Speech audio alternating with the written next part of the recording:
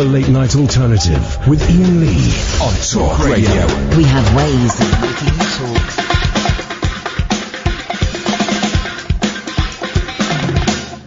I don't need you. That's just that I need something I can care about to pick me up and wash me down and wear me out. I want you. That's just that I need something I can't do without to lift me up and let me down and lay me out. To gather me and give me some affection. Roll me away, Juliet, my love, my love.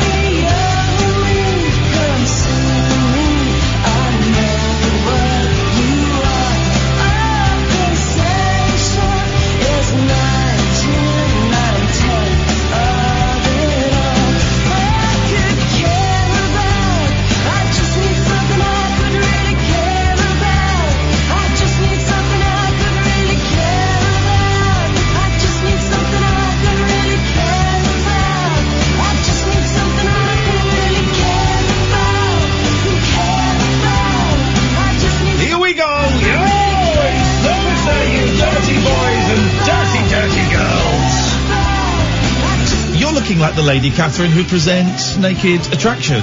Right, trousers off then, everyone, please. That's not what I meant. Here's the thing, dear listener. This is the Late Night Alternative, weeknights from 10. I'm Iain Lee. I've said her name already, so we cannot do the shenanigans we normally do. It's Katherine Boylski. The phones don't work. There's a surprise. I have another phone number up and running. Here's the thing, right? I'm not going to tell you what the other phone number is, okay? I'm not going to tell you what the other phone number is. Let's see how big a fan you are of us, shall we? There is another phone number, a new phone number that you can call the studio on. It's set up, it's working, it's running. It's not the official Talk Radio phone number. There's another phone number. Some of you will know it because some of you pay attention and listen, take notes, log us in your journals and things. If you know, what a way to do a phone-in show. Someone knows. Someone has been paying attention, dear listener. Let's go. Hello, caller. You're down the rabbit hole. Good evening. Good evening. Good evening. This is Ray. I thought it might be Ray. First cab off the rank, phoning our top secret number. Yes. Have you got anything to say? Come on, guys. You all know what it is. Yep. Come on, get dialing. There we go. It's threatening. It's threatening, almost as threatening as Clinton Baptiste was to that fruitcake Paul the other day. Have you got anything for us, Ray? Or you're just showing off that you know the number? Yes, and to reassure you that we're out there listening. I like your Ready to style. go. Hey, man, I saw that you had to get your old cat sent on to its next stage of journey the other day. I had to have it put down. I'm sorry to hear that. How was it, a boy or a girl? It was a she.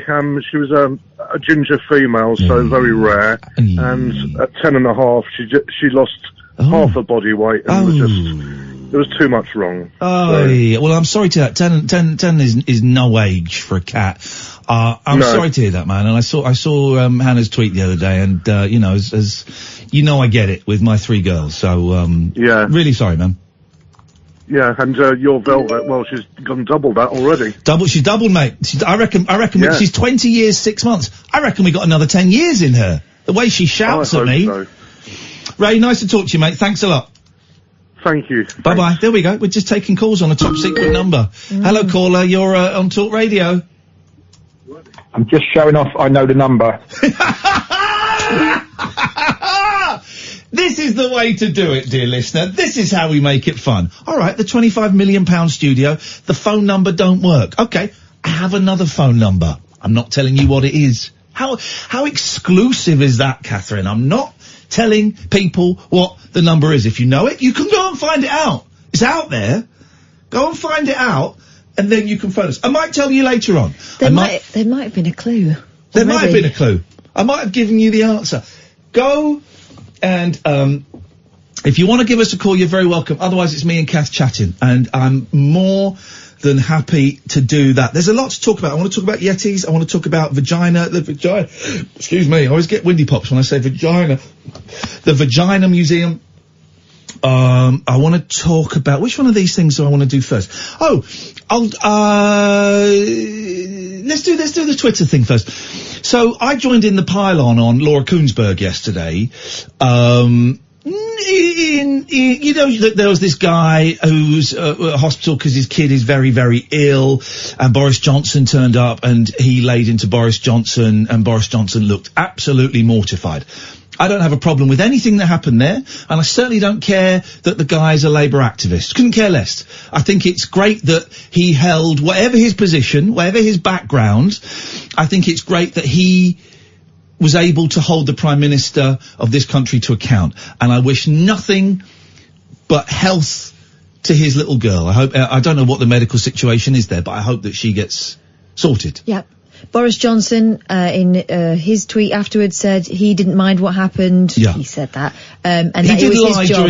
he did lie during the thing. The guy wasn't wearing a mic pack, as everyone has been saying. It seemed to be a very spontaneous thing. I mean, how could it be planned? Well, he timed it so that his daughter was ill. It's nuts. And also, what was the point of that visit if not to gauge the situation of the NHS? Yeah. Was it just to look at the paintwork? No. Yeah. So he got an update. And then Laura Koonsberg, the BBC political correspondent, tweeted that it had happened, and then she tweeted, it turns out he's a Labour activist, the dad, and then her third tweet, may have got the timeline slightly wrong, was, here he is. And then she retweeted his tweet about him saying, I bumped into Boris Johnson and I gave him a piece of my mind. Right. And my knee-jerk reaction was, that was disgusting of Laura to highlight that, and it was out of order, and so I did a snarky tweet about, has anybody got any sick or dying kids that so I can bully you and lie to you and then get called out by my journalist friends? Any ideas, Laura Koonsberg? And I atted her. She probably didn't see it. She has, loads of people were tweeting her yesterday. And I felt very self-righteous, and I felt very proud of myself, and I thought, I have done a good thing. I have done a good thing. Brilliant. Good. Clever me. And I mentioned it on the show last night as well. And then last night in bed, I couldn't sleep last night. I didn't get to sleep till about 4. And I was thinking about it. I thought, maybe I've got it slightly wrong. And then I fell asleep. And then I woke up this morning and I thought, maybe I did get it wrong. And then I listened to James O'Brien, who eloquently explained why he thought what she did was not a problem. And I thought about it some more, and I realised the issue I thought I had was with her terminology, here he is, in that retweet. And on its own, it could be seen as combative. Here he is, drones attack. But after the previous tweet, you put the two tweets together, it turns out that father was actually a Labour activist. The next tweet, here he is. Actually, it's not so aggressive. It's not so. In my opinion, it's not as... here we go. Here's something I can't be contradicted on. After that first tweet, that second tweet, here he is not as aggressive as I thought it was. There we go. Could have been worded differently. Of course it could have been worded differently. Could have been worded in a more, in a softer manner. But the second tweet in context is not as aggressive, in my opinion. There we go. Now we're covered. So I went on and I thought for a few hours actually, I thought, well, I should probably say, if I've called someone out in a public forum, and I now don't agree with what I said, then I need to apologise in a public forum. And I atted her in the calling out. So I need to at her in the apology. And I didn't want to do it. About 3 hours I was sitting on that thinking, I don't really want to do it. Because people will have a go at me for it. It will look needy. And there was all these things. I thought, no. It doesn't matter how it looks. It is the right thing to do. By my creed, my philosophy, whatever. So I wrote a tweet saying I was a little bit eager and a little too keen yesterday to jump into a pile-on, and thinking about it, I was wrong, so apologies. I didn't use the word sorry, which is a mistake, because apologies should have the word sorry in it, and I thought that afterwards, but I didn't want to do another tweet. So apologies to @Laura Koonsberg, right? And some people went, all right, well played, okay. Some people ignored it, because it's not really important in the great scheme of things. Some people went, but has she apologised yet for encouraging a pile-on on that man? I didn't reply to those, but that's not what an apology is for. It's not up to me I can't tell her to apologise for anything. I'm just apologising for me. That's how apologies work. You don't apologise to try and make the other person feel less than, or to get them to say sorry. One should apologise because one feels that one has done something wrong and has recognised it and wants to say sorry for that. That's it. I get it. I'm sorry, but you did this is not an apology. That's it. That's all it is. I am only responsible for my actions and what I say. So I did that, and a couple of high-profile people retweeted it. James O'Brien retweeted it. And that's when... we might have a phone call. And that's when... it started getting a little bit weird. People getting very angry with me. Now listen to this guy, right? This is Matt Wilson. Let me just take these. Hang on a second, because the phone is doing something very, very strange. Let's try line... oh, God, is it gonna... hang on. Everybody just cool out. No. I can't pick them up. So Matt Wilson, right, tweet. This is the funniest one. There were some really aggressive ones, some calling me a coward, some saying it was the mainstream media circling the wagons, someone saying, oh, such a shame, Iain, I used to like you, but you're just, now that you're working for Murdoch, you've been told to say this. You've got to toe the Tory line. And I replied saying, well, you obviously didn't hear me calling Boris Johnson a shit on my show the other day. We're not told. You won't believe this because this is what we say. This is what we would say. We're not told to toe any line. The only time I have been told to maybe curb back a little bit is when I keep going on about the monkeys. That's the only time I've been... Maybe you could just reel that in a bit. Political stuff, not at all. So, let me just try and find where this Matt Wilson starts. Here we go. This is great. Matt Wilson says... Because I deleted the tweet as well. I often delete my tweets. I deleted the tweet. Matt Wilson says, deleting a tweet is cowardly, and you've wasted the time of anyone who commented on it. And let me just find his Twitter's... I don't really understand Twitter at the moment. It's gone a funny way. Let me just read this thread, because it made me laugh so much. Oh, well, he's called Laura Kunzberg a massive Tory C-word. So, okay, so that's where he's at. Deleting a tweet is cowardly, and you've wasted the time of anyone who commented on it. And you've wasted the time of anyone who retweeted it and all their followers who wanted to see it. If it's something you think you're going to apologise for later, don't tweet it. Or do you just want to be seen as the guy who is big enough to apologise? This is all over 6 or 7 tweets, and then the final one is, F it. Now I'm mad about a tweet I haven't even seen. So he hadn't even seen the tweet, and he's getting angry. Here's the thing. There's no real point to this, guys. There's no real point to this. You may agree with what Laura Kunzberg did. You may disagree. You may have no feelings about it. I don't care. I really don't care. I felt that by joining the pile-on, I was betraying my own personal philosophy. And I thought about it, and it wasn't the worst thing I've ever done.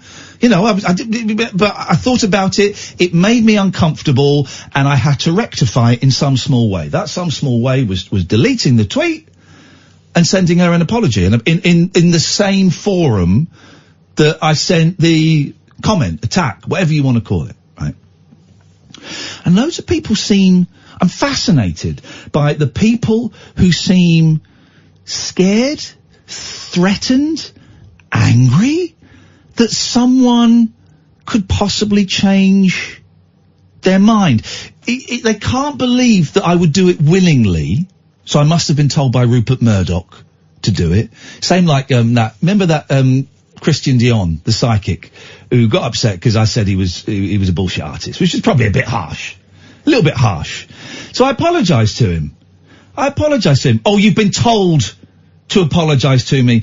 Some people find it hard to accept that actually people can realise that they've maybe crossed a line on their own and can apologise spontaneously and mean it. And actually mean it. An apology you've been told to do to stop trouble or to save your job, that's not an apology. That's not an apology.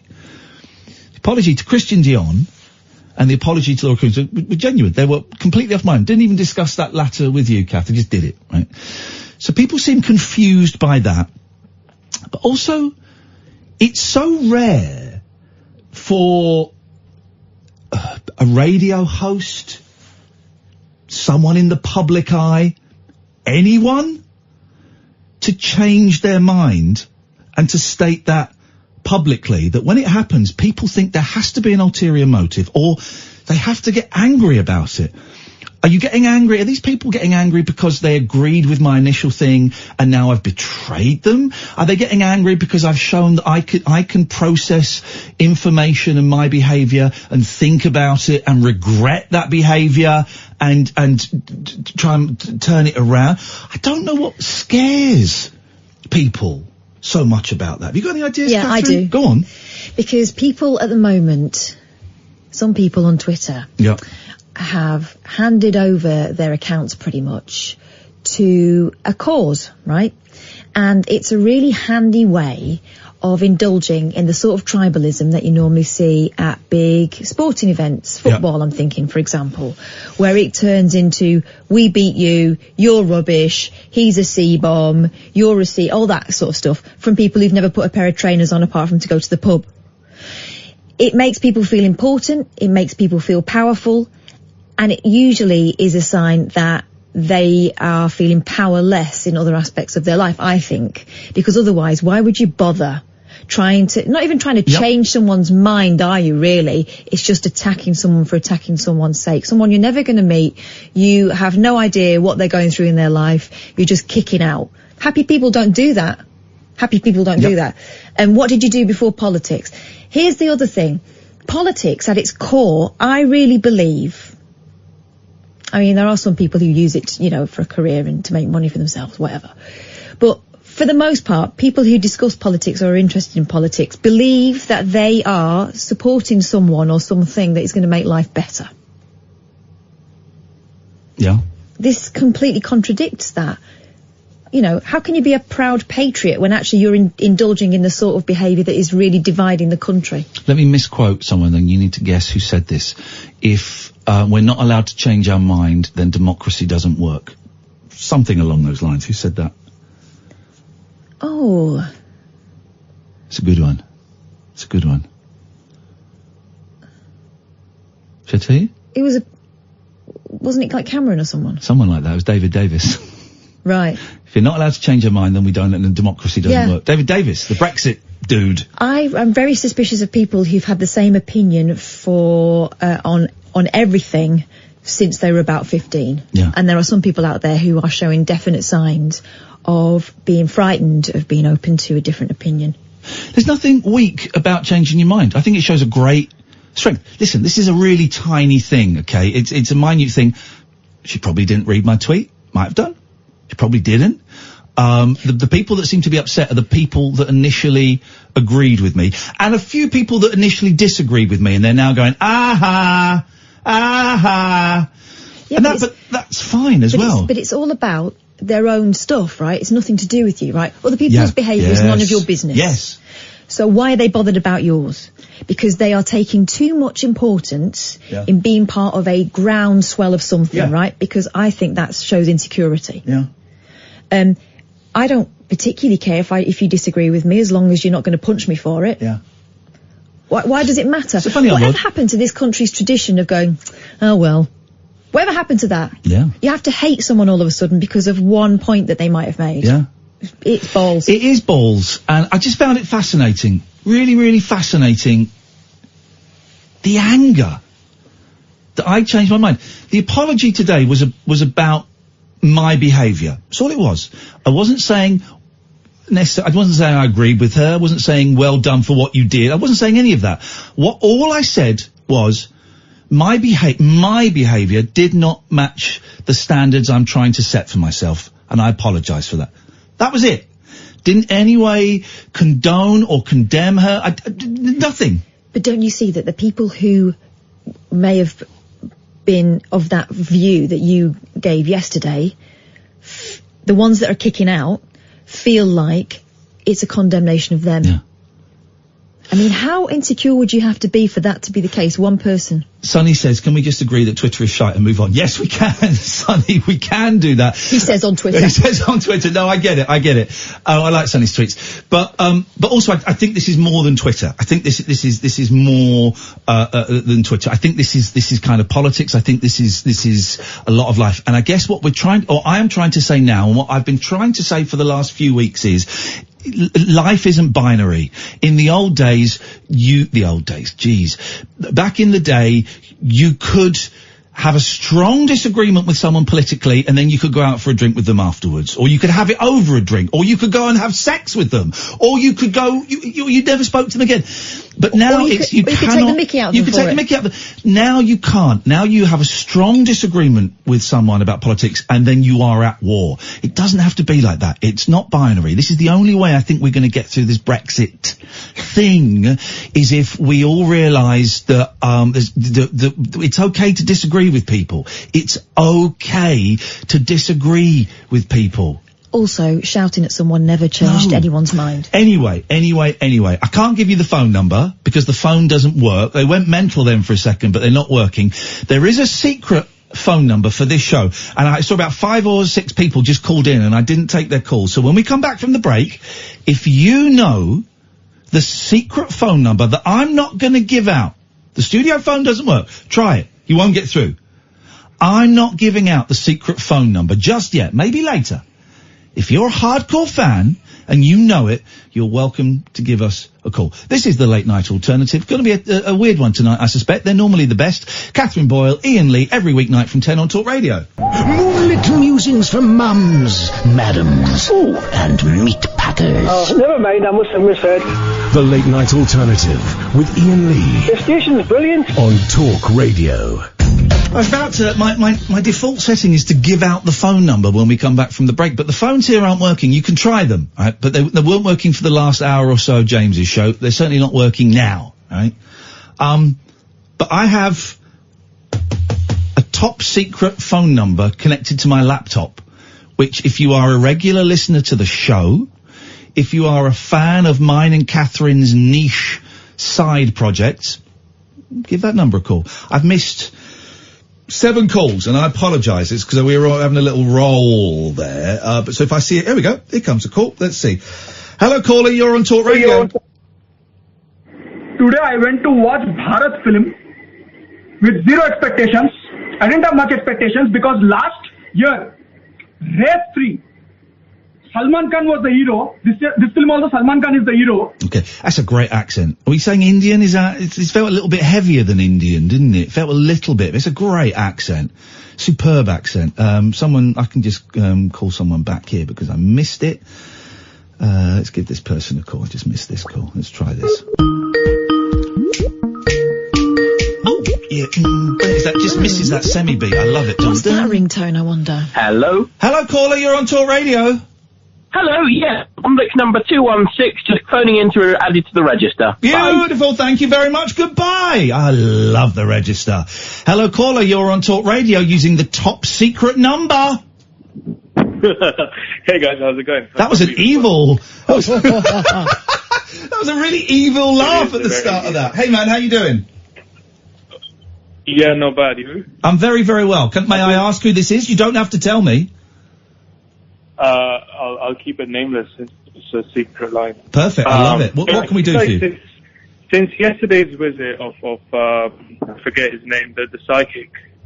Clinton Baptiste. Yes.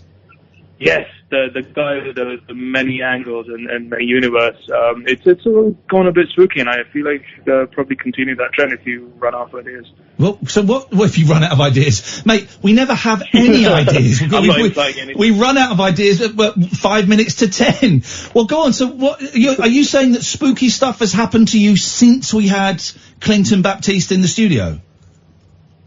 No, I think, I felt like I channeled that evil laugh out of alternate universe. Alternate universe, jeez. Yeah. I think I'll just leave it there. Have a good one. Okay, thank you. That was weird, right?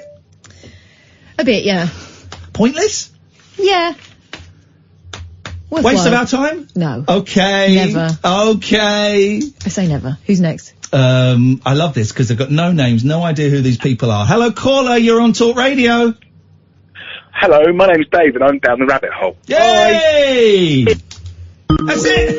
Jeez, God, this could be a disaster. It's their fault. Give us a studio that works. That's all we ask for.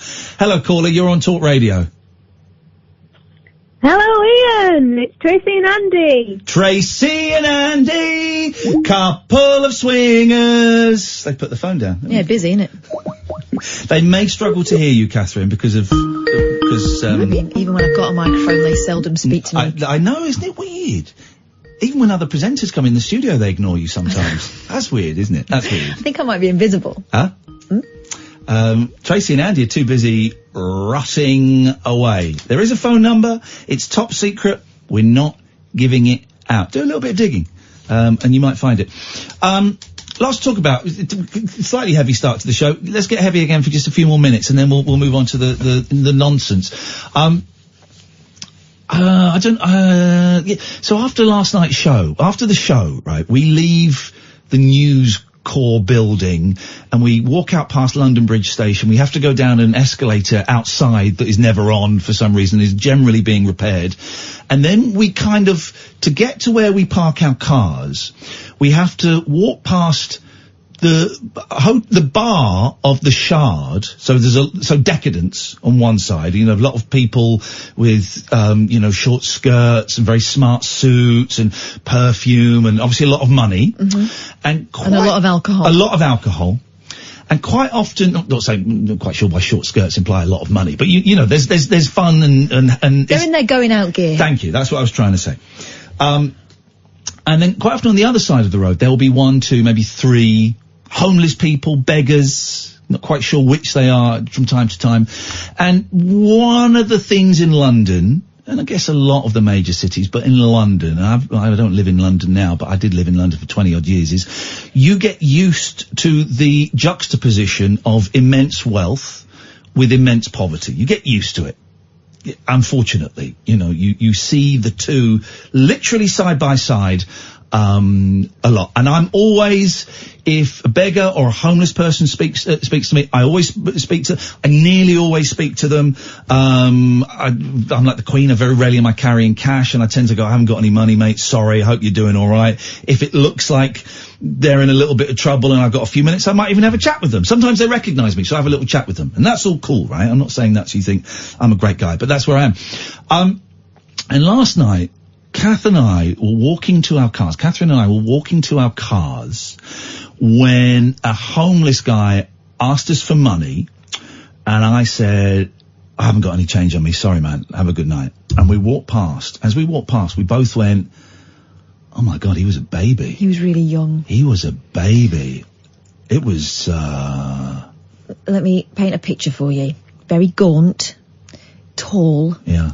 Very thin. Yeah. As I said, got sort of blonde, dirty blonde hair, but the face, like an angelic face. Yeah. Of a kid. And he kind of, as we turned, I don't know if you noticed, but he sort of looked at me and pointed as though he recognised me. And as we were walking to the car, I just went, I feel, and you get hardened to it.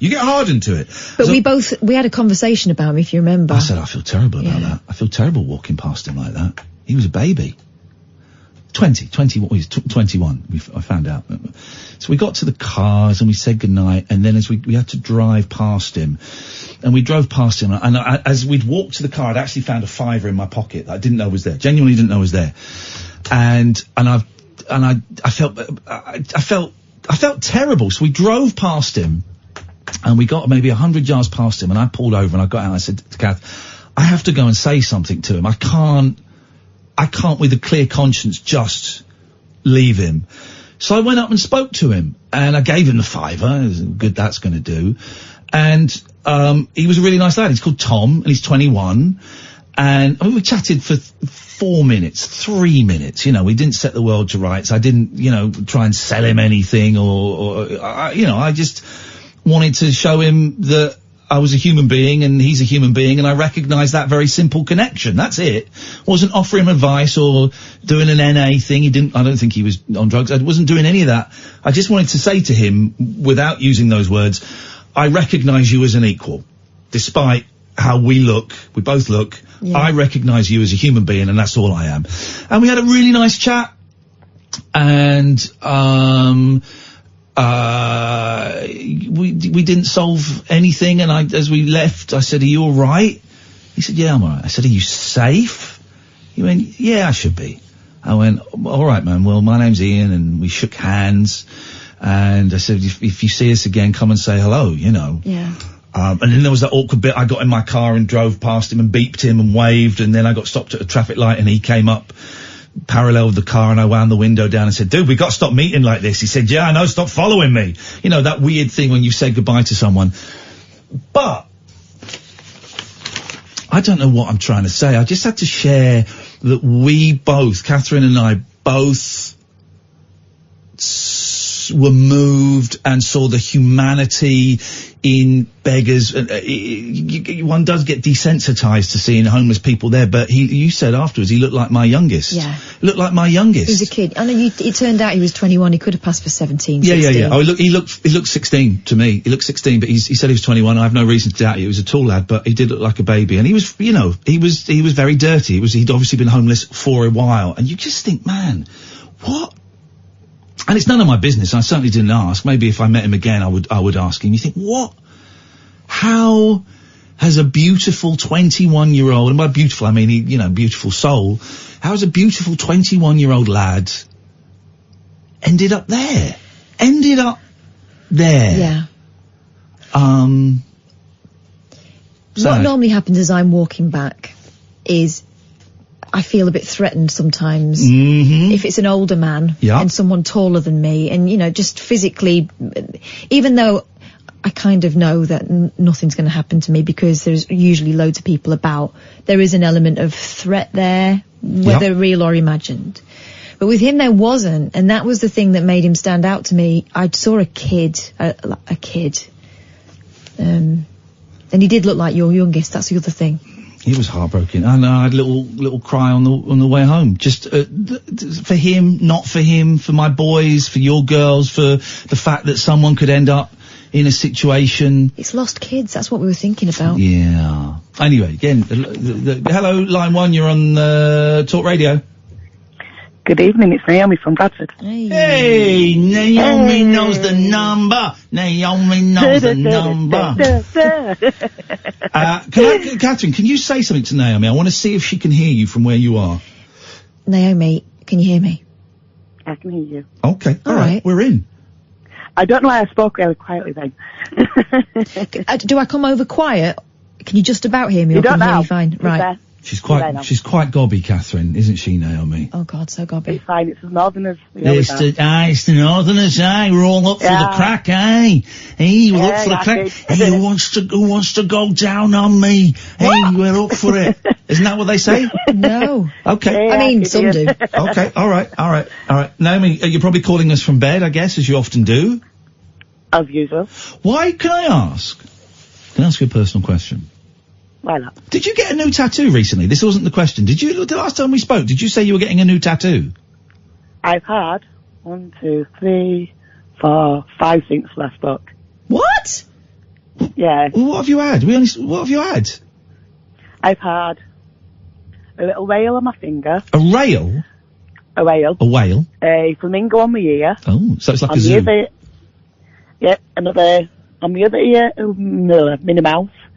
And on my ankle, an African land snail. And what else? An Alaskan land snail? African land snail. African land snail. What are you, David Attenborough? What is this? I was going to say you'll be the subject of a documentary. Wowzers. What else? I am considering, just a consideration at the moment, I am considering getting either a tattoo or a piercing. And the piercing will either be on my nips. Oh, yes. Or my ding-dang dooley. Nips. You think nips? Yeah. Tell me why nips. Catherine's nodding in agreement to this. She's not. Catherine looks disgusted. She's like, what are you talking about? You've not mentioned this to me. I've been watching a lot of Naked Attraction. What, and you still haven't realised it looks horrible? I think the little bars through the nips look quite good. I think they look good. I think they look good, yeah. And they don't hurt. And they don't hurt? Not that much, no. Oh my God, it's increased from 0 to not that much. It's fine. It's fine. I got both mine done together. Okay, and together. Okay, but can people? Would my mum be able to see it if I wore a loose-fitting T-shirt to go and visit her? Yes. Look at Evan Davis, old tinsel tits. You can see his. Actually, his nickname's Twinkle Tits, and you can see his. Because I don't want my mum to tell me off. Well, it makes sense. Shall I wait for her to die? That's what I'll do when mum dies. No, just wear. You'll just have to wear a vest underneath a T-shirt. Wear a Take it to get hers done as well. I'll do hers. I got a compass and some ice. It'll be fine.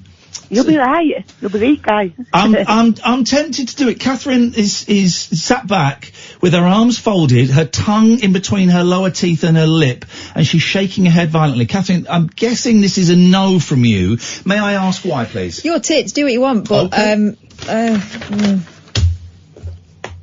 If anybody, right, okay, next, if anybody, wants to come and, puncture, what's it called, piercing my tit, I only want one, what's wrong with you? Nothing. She's just there, get this, Naomi, she sat there squinting, right?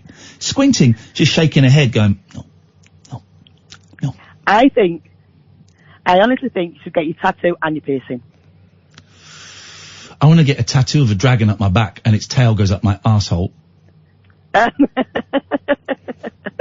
Oh, that's the funniest. There we go. She's in. We're in. All right, Naomi. Thank you very much for that. I appreciate the support. There we go. That's true, friends, Catherine. Support. Oh, right. Okay. Huh? Yeah. This is Talk Radio. Uncut after-hours conversation for the up-all-night generation. The Late Night Alternative with Iain Lee on Talk Radio. Keep going to give out the phone number, but the phone doesn't work. We are taking phone calls, but only on a top secret telephone number. If you know it, you know it. It's out there. It's out there. If you can do a little bit of digging around, you'll find it. Okay? But we're not going to tell you what it is. And do you know what, Katherine? I think we need to be brave and not tell them for the whole show. Well, it's not bravery on my part. I actually can't remember it. No, you never can. That's your job. You can never remember it. I know it off by heart. But you don't know it. Listen, if you know the number, you're very welcome to come on. We've missed a few.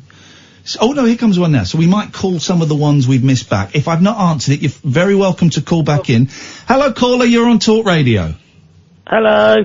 Hello, who's this? It's Ollie. Oh, hello, Ollie. You sounded really, really old and female. He did it. I thought it was June. I thought that was June. I thought June's not sounding very well. Wow. How you doing, Ollie? You right? I'm alright. It's been a while since I called in. It's been a while since you called in, but it's not been that long since you blew me up on PlayStation 4.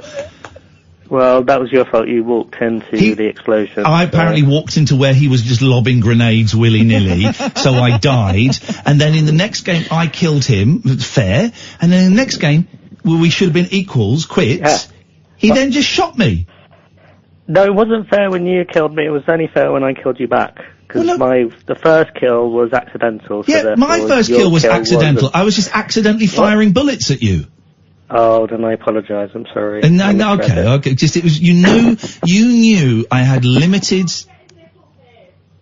Oh, did you hear that? No, what did she say? She said, "Don't get your nipple pierced." Right, I'm going to do it just to spite your wife. She's your wife, isn't she? I keep going to say partner. She's your wife. I'm going to do it just to spite your wife because I know she doesn't like this show. She's had it done before, and I was going to warn you as well because I've damaged my nipples in the past.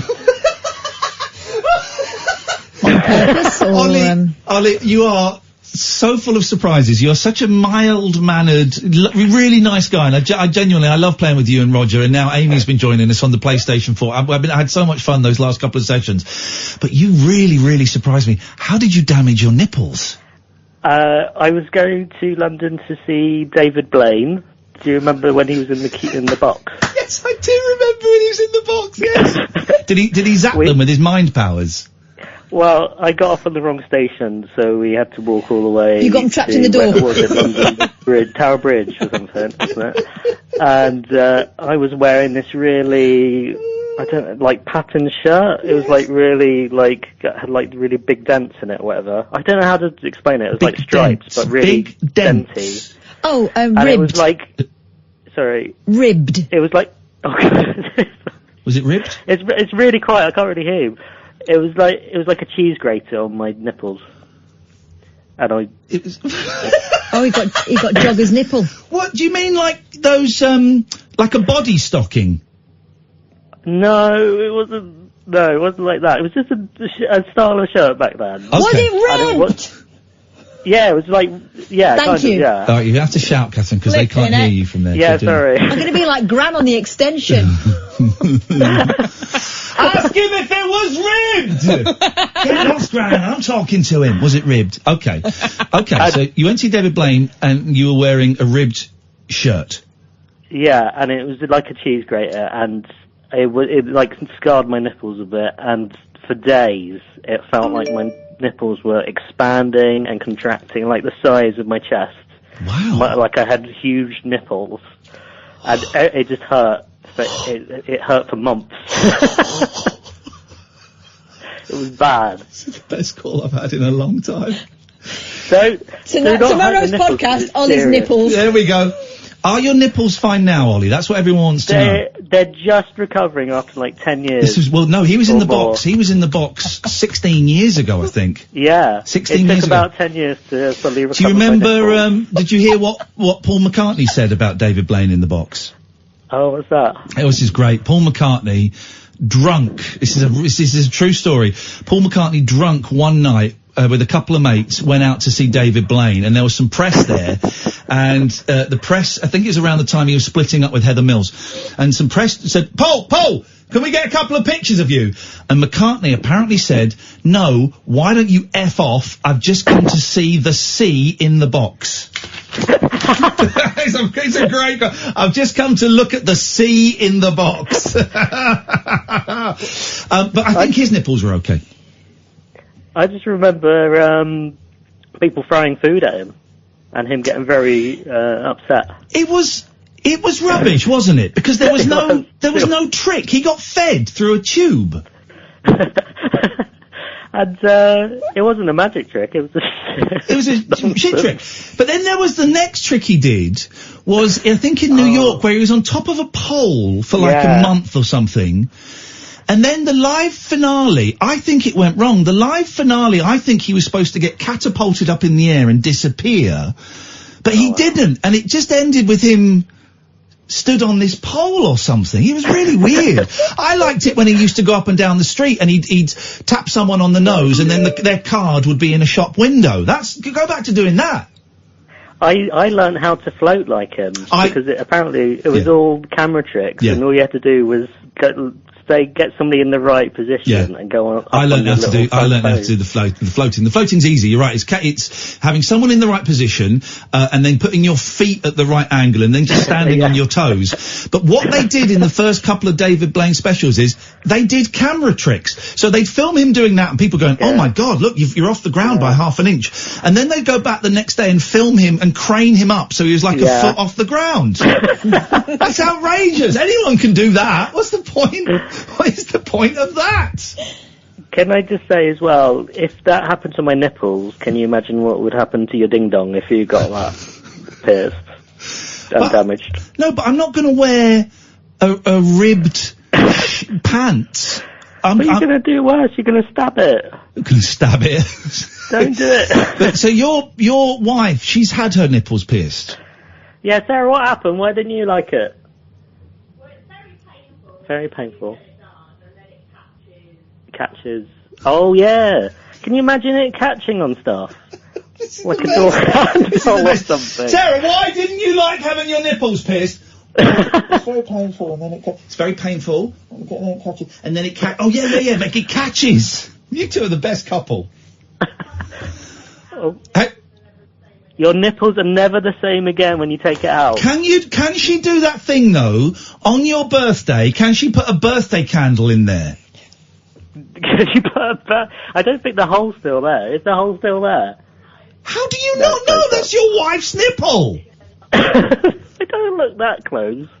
Oh. That's for birthdays. He has his eyes closed. He's a gentleman, right? With the lights off and clothes on, please. Well, Ollie, thank you so much for, and Sarah, thank you so much for sharing your nipples with us. We really appreciate it. It's been a long time. Thank you. Bye-bye. There we go. We're taking phone calls on a top secret phone number tonight, and this, I suspect, could be one of the nicest shows that we do, because only nice people know the number. And people who know how to Google and spell. If you know the number, I tell you what we might do. Maybe for the last half an hour, we might just give out the phone number and just see if any randoms want to call in. But in the meantime, you've got to be a fan, a regular listener, a listener to our side projects, or, as Katherine says, you have to be able to Google. It's out there. It's out there. So yeah, we'll leave it at that. Lots to talk about in the show tonight. I want to talk about a vagina museum, excuse me. Thank you. The Yeti. Miss Vagina to you. Sorry? Mm-hmm. The Yeti might be responsible for the death of some explorers.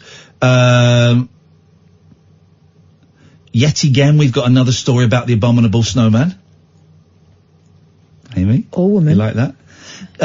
No. It doesn't matter. No, that's not the point of the joke. Yeti again.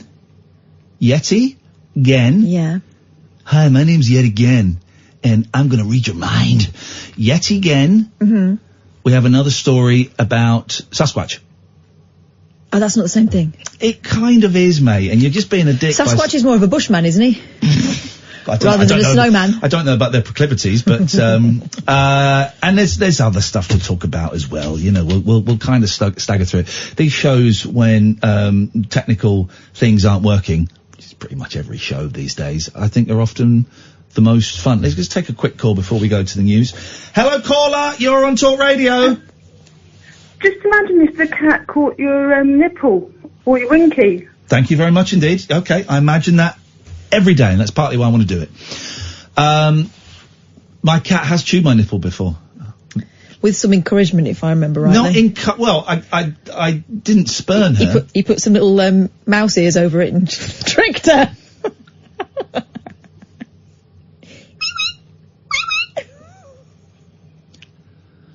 Unbelievable behaviour. But ignore that. This is Talk Radio. The Late Night Alternative with Iain Lee on Talk Radio. We have ways of making you talk.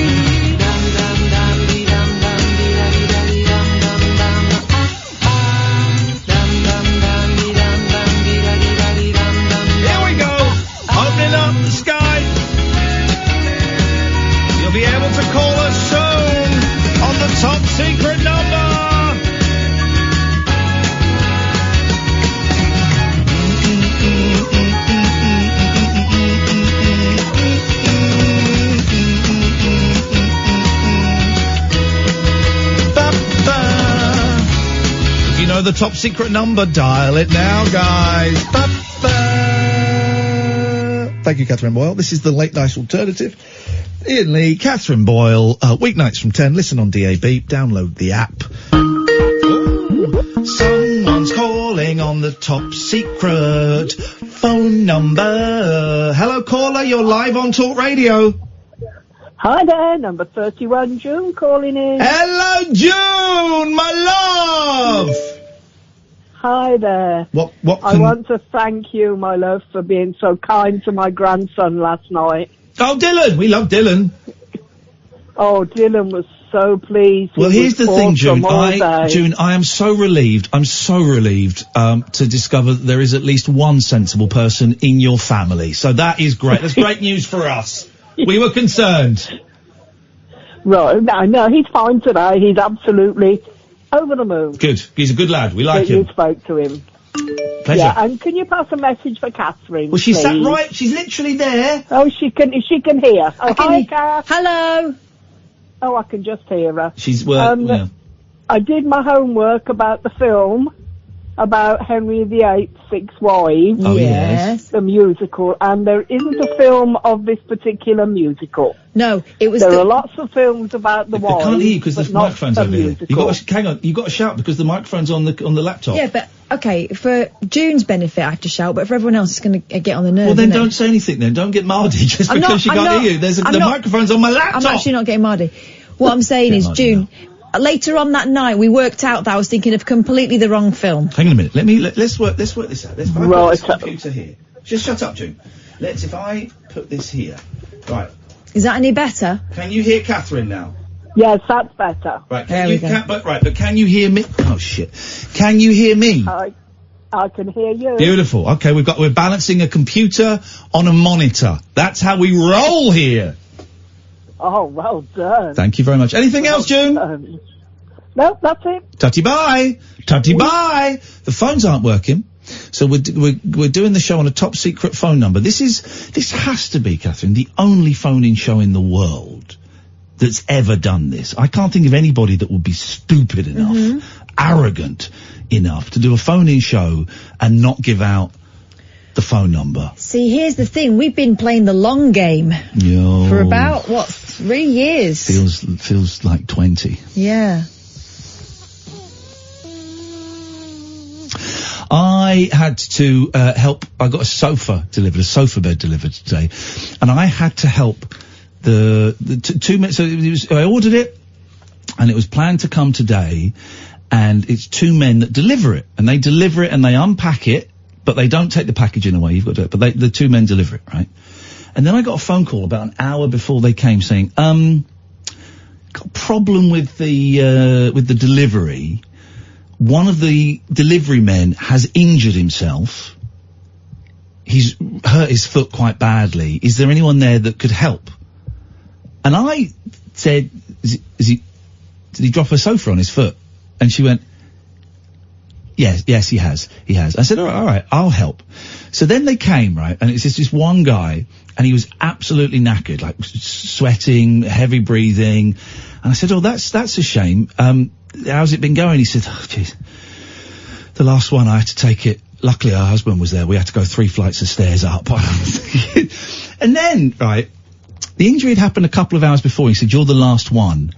After this, I'm going to take him to the hospital. And I said, he's not been to the hospital yet. And I could see him he was in the car, in the van, with his foot up on the dashboard, and I could see from quite a distance. It was massive. They hadn't got, surely the first things first, you go, right, I'm going to take you to the hospital, and then I'll do these deliveries on my own. If there's someone there that can help, great, and if there's not, that's what you do, or you call off that day's deliveries. If you know, that's a decent excuse. Oh yeah, someone dropped a sofa on his foot and they can't, okay, fair, it's a pain in the bum, but I get it. But the fact that he hadn't been to the hospital like 2.5, 3 hours after it happened? That, my friend, is a compo claim waiting to happen. Jeez, that was insania. Absolutely. But that's Britain. That's Britain for you. Hello, caller. You're on Talk Radio. Hi, it's Katie. Oh, okay, Kat's going to talk to you while I try and get water out of these mugs that you can't get water out of. What's going on, Katie? I heard back from my job interview from yesterday. And? I got the job. Yay! This is brilliant! You little tease, Katie, you little tease. Hey, that's wicked, man, well done. Thank you. I fully was not expecting to get it. Like, when they rang me, they were saying, like, oh, thank you so much for coming into the interview, and I was thinking, oh no, bad news. And then, yeah, they were like, yeah, we want to offer you the job. I was literally dancing. Oh, that's brilliant. Oh, man, that's a relief, huh? Thank Because they were going to call you yesterday and they didn't. And I don't know about you, Katie, but when someone says, I'll call you today and they don't, I immediately go to the worst case scenario. Yeah, and you start imagining the person who's obviously got the job ahead of you going out and celebrating while you're still waiting for that phone call. Yeah, same. Because he didn't ring me yesterday, I really thought I wasn't going to get it, but I'm so excited because it's my first proper step into, like, my career. Do you know what I mean? I'm 21, so yeah, it's just. Now here's the question: when do you start?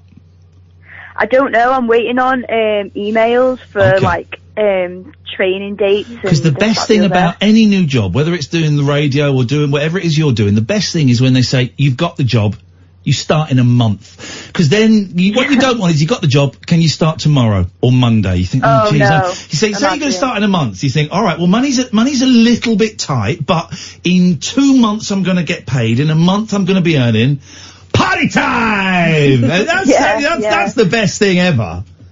Oh, mate, I'm so thrilled. I can't wait. This is brilliant news. Well done, Katie, and thank you for letting us know. I appreciate it. Thank you. Speak to you later on. Ta-ra. Go on, see ya. Bye. Did you say go on? Yeah. Go on. See ya. That was great. Oh, good for her. Yeah, when she said, I heard back from the job, and there was that long pause, I was preparing my, well, you've got a better thing around the corner conversation, but we didn't need to do that. Brilliant. Good for her. What you got, Boyle? You got anything? Yeah. By the way, you can call in. The phones here aren't working. This isn't a skit. This isn't a bit. The phones here are not working. And if they start working during the show, do you know what? I'm not going to take them because I'm not inclined to.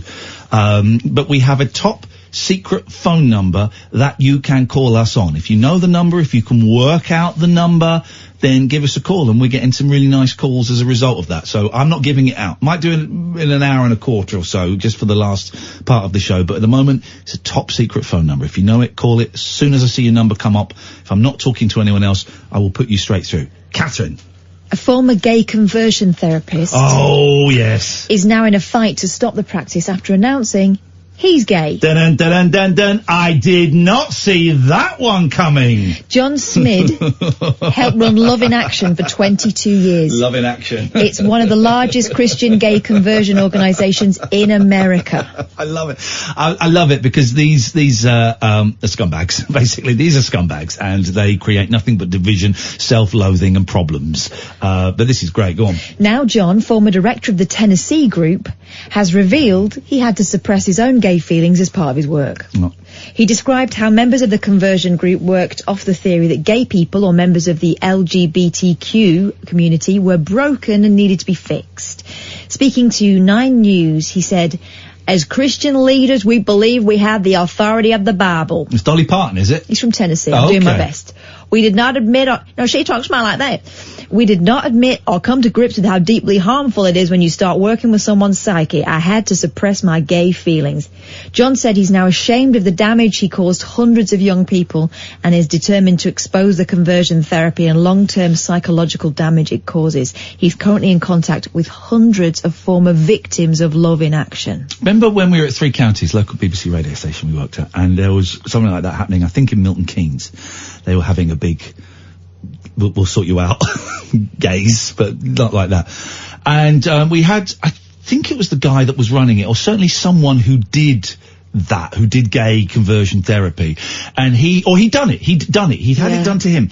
And he'd had it done to him because he was married, but he was having sex with men while he was married, and he was masturbating about men, and he was having lots of sexual fantasies about men. So he phoned up, and he was telling us how it had been great and how it had worked for him, and he was really glad that he'd done it, and it made his life better and improved his relationship with his wife and all of that. I said, oh, so it worked then? He said, yeah, it worked. All right, okay. So do you still fantasize about sex with men? Yeah, I do. I said, well, it's not worked that well then. If you're still thinking about having sex with men, then you've not been converted from your gay or bisexual or whatever. You've not been converted from those thoughts. No. Because you can't. Yeah. So here's what I remember. The conversation went something like, yeah, I still think about it, but I know it's wrong now. Yeah. Well, that's just going to cause more tension and is unsustainable as a lifestyle. Also, his poor wife. Yeah. Fancy being with someone who you know is having to battle. Yeah. John revealed that almost every single victim has suffered from some sort of depression or anxiety in their lifetime, while some were left with feelings of anger and resentment. He has also now married his partner, Larry McQueen. Here's the thing. Once we as a society accept, and it is the norm, that very few people are heterosexual and very few people are gay, that there are nuances. Now, those nuances might be very subtle.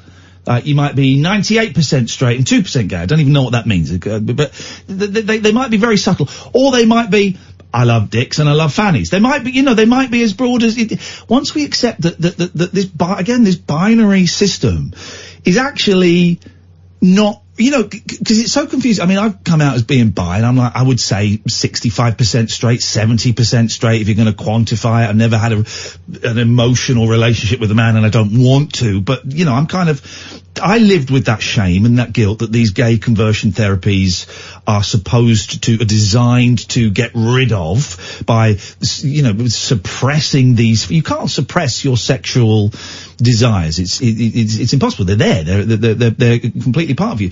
But, it is really common for boys who are going through puberty to fantasize about having sex with other boys or with men. And girls. Is it? The same. I didn't know that. Yeah. There you go. I've learned something. Female crushes, yes. I didn't know that. It is, absolutely. And because it's very confusing for boys to, a 15-year-old boy masturbates and he's fantasizing about his mate or a male teacher or something like that. And then afterwards, the guilt and the shame, oh my God, I must be gagged. This is awful. There's a lot of, it's a very confusing time. Is it a similar confusion for young girls and women? Absolutely. Your hormones are all over the place, and it's not just about the person's gender, is it really? Some people are just kicking out a charm on a frequency that you cannot quantify, and it doesn't matter what bits and bobs they've got below the waist. You might not even think about them like that. It's just they've got something that you can't stop thinking about.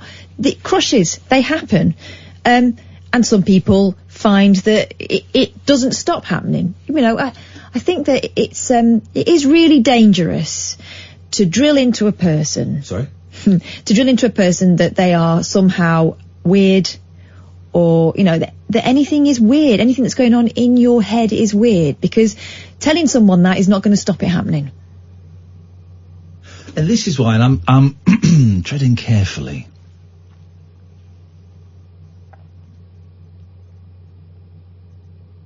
This is why I believe our attitude towards paedophiles is wrong.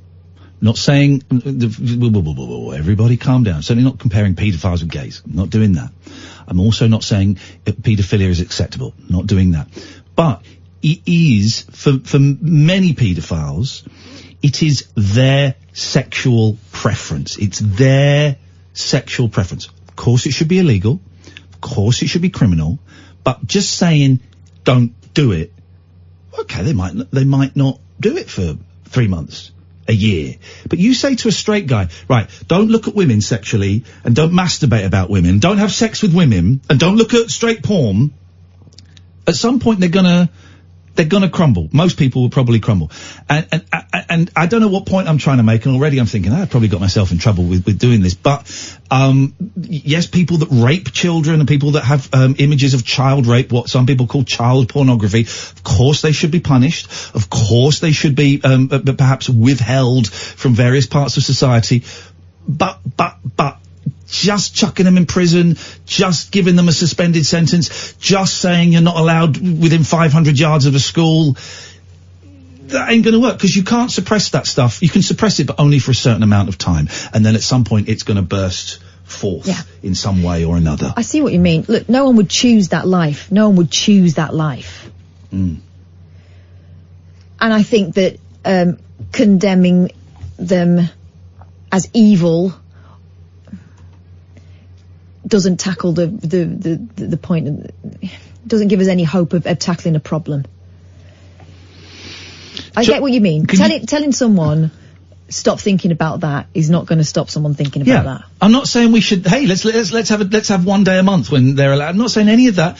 It's funny I have to stress this, because some people will not hear this. Certainly not in any way conflating paedophilia with homosexuality as some people do. Not in the slightest, or being or any of that. Right? I'm just saying that maybe we need to look at it and deal with it in a different way. I remember doing, maybe it was at WM, BBC WM, we had on a therapist who worked.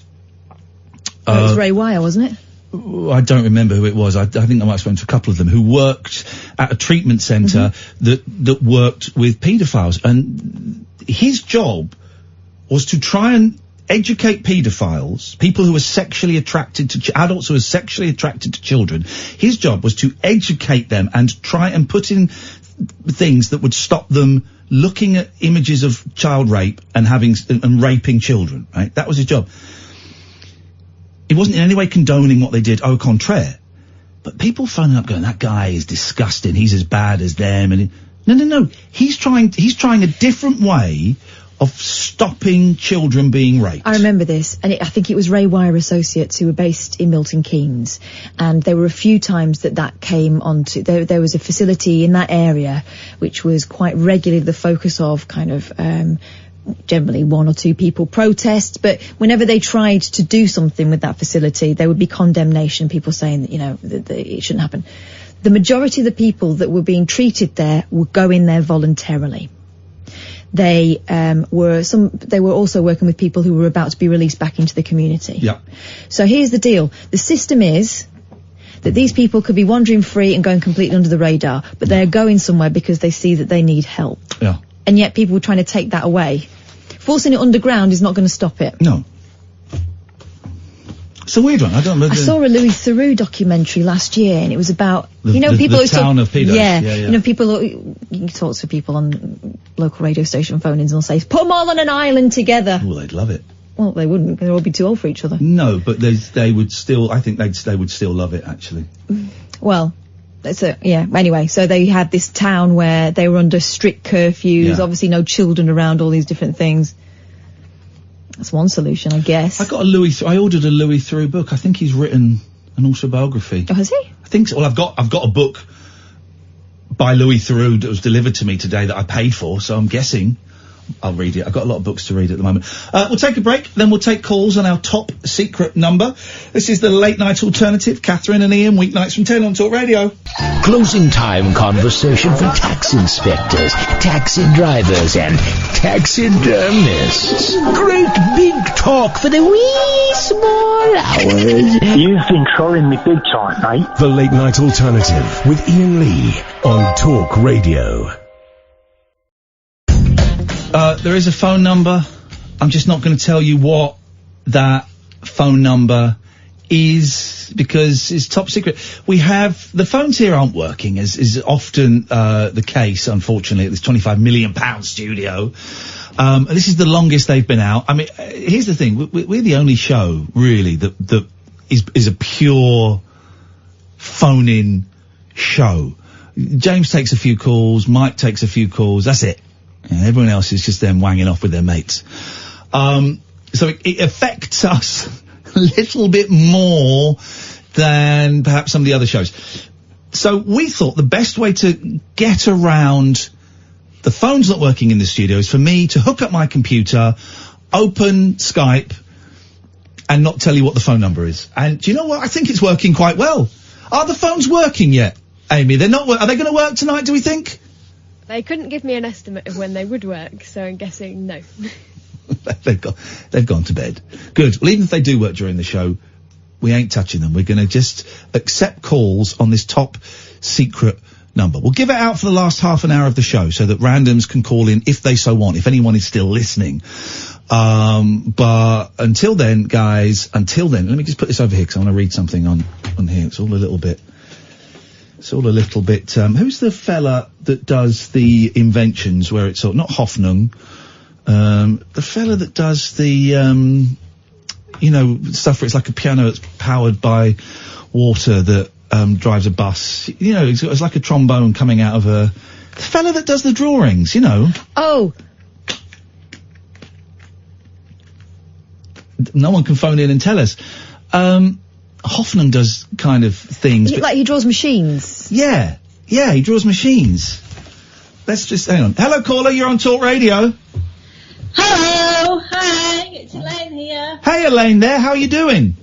I'm doing fine, thank you. I'm really enjoying the show. Thank you very much indeed, Elaine. What can we do for you? I'm just moving the computer back to balance on top of two monitors.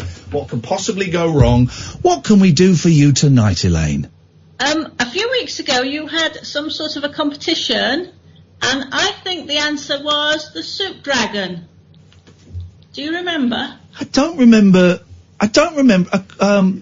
I don't remember. No, what was... You played some sort of sound, and we had to guess and phone in and guess what it was, and I think it was the soup dragon from the Clangers. It wasn't. I remember this. Was it a cat snoring, Catherine? Yeah. Put through an effect? Was it? Yeah, it was a cat snoring off Twitter, wasn't it? It was off Twitter. I'm so... Well, I thought it sounded exactly like the soup dragon to me. Oh, bless you, Elaine. And very rarely I remember stuff that we do in the show, but I do remember that. It was a time, and there is not a chance in hell I could ever find that clip for you now. Someone listening may be able to find it, and at Iain Lee or at Flipping Kath. But you are incorrect. The competition from about 6 or 7 weeks ago was a cat snoring, not a soup dragon. It wasn't one of your cats then? No, it wasn't. It was one on... A random cat. Is that it? It's a different cat. Okay. I think, is it? Let's have a look. It's a different cat. It's a different cat. Cat snoring though is the best thing. My cats snore, but not. Get this, Elaine, right? My cats haven't been allowed out in the garden for the last 3 days because they've got a bit of an upset stomach, and I just want to make sure they're better before I let them out. Right? Well, I don't know which one it is puking up, so I've kept them in. So last night they've gone nuts, right? And last night, normally I'm asleep by about 10 to 3. Last night at 3:30, I sat up in bed and went, "Will you two stop buggering about?" And they were just playing tag all over the house, the two girls. And they were upstairs, they were downstairs, they were running across the bed. It was nuts. They would not shut up. Oh my goodness. Yeah, so cats is bad. If anyone wants 2 cats, they can have these ones because they're getting right on my wick. 2 cats and countless sleepless nights. Aye, the Iain Lee story, available at all good bookshops soon. No, it wasn't my cats, but I will record them snoring at some point, Elaine, as a gift to you. Okie doke. Thank you very much. Anything else? Yeah, I was going to ask Kath, when are your little uns going to do another one of those things, the meditation like the things. Candles and that's a good idea. She keeps coming up with new ideas, so yeah, I should record it. Yeah, oh God, all the time. Record it, bring it in. I love she that says, stuff. I want to do another Good Night Weirdos. She was brilliant at that. Wasn't she good? This is you missed it. This is Kath Littleton does these fantastic guided meditations that are a little bit creepy. Yeah, but the mind of a 7-year-old. She's 7. She's not 8 yet. She's 8 next soon. week. 8 soon. The mind of a 7/8-year-old girl is a very, very dark place. And hers even darker. I'll get her to do some. That'll be good. All right. That'll be good. Yeah, she was brilliant. Elaine, thank you very much for that. Elaine, according to this, is made out of Lego. Her picture's just appeared. Well, she sounded less crunchy than I would think. Lego. I just missed a call, so the beauty of this is I can call somebody up and see if, see if they want to come on. Maybe they've changed their mind.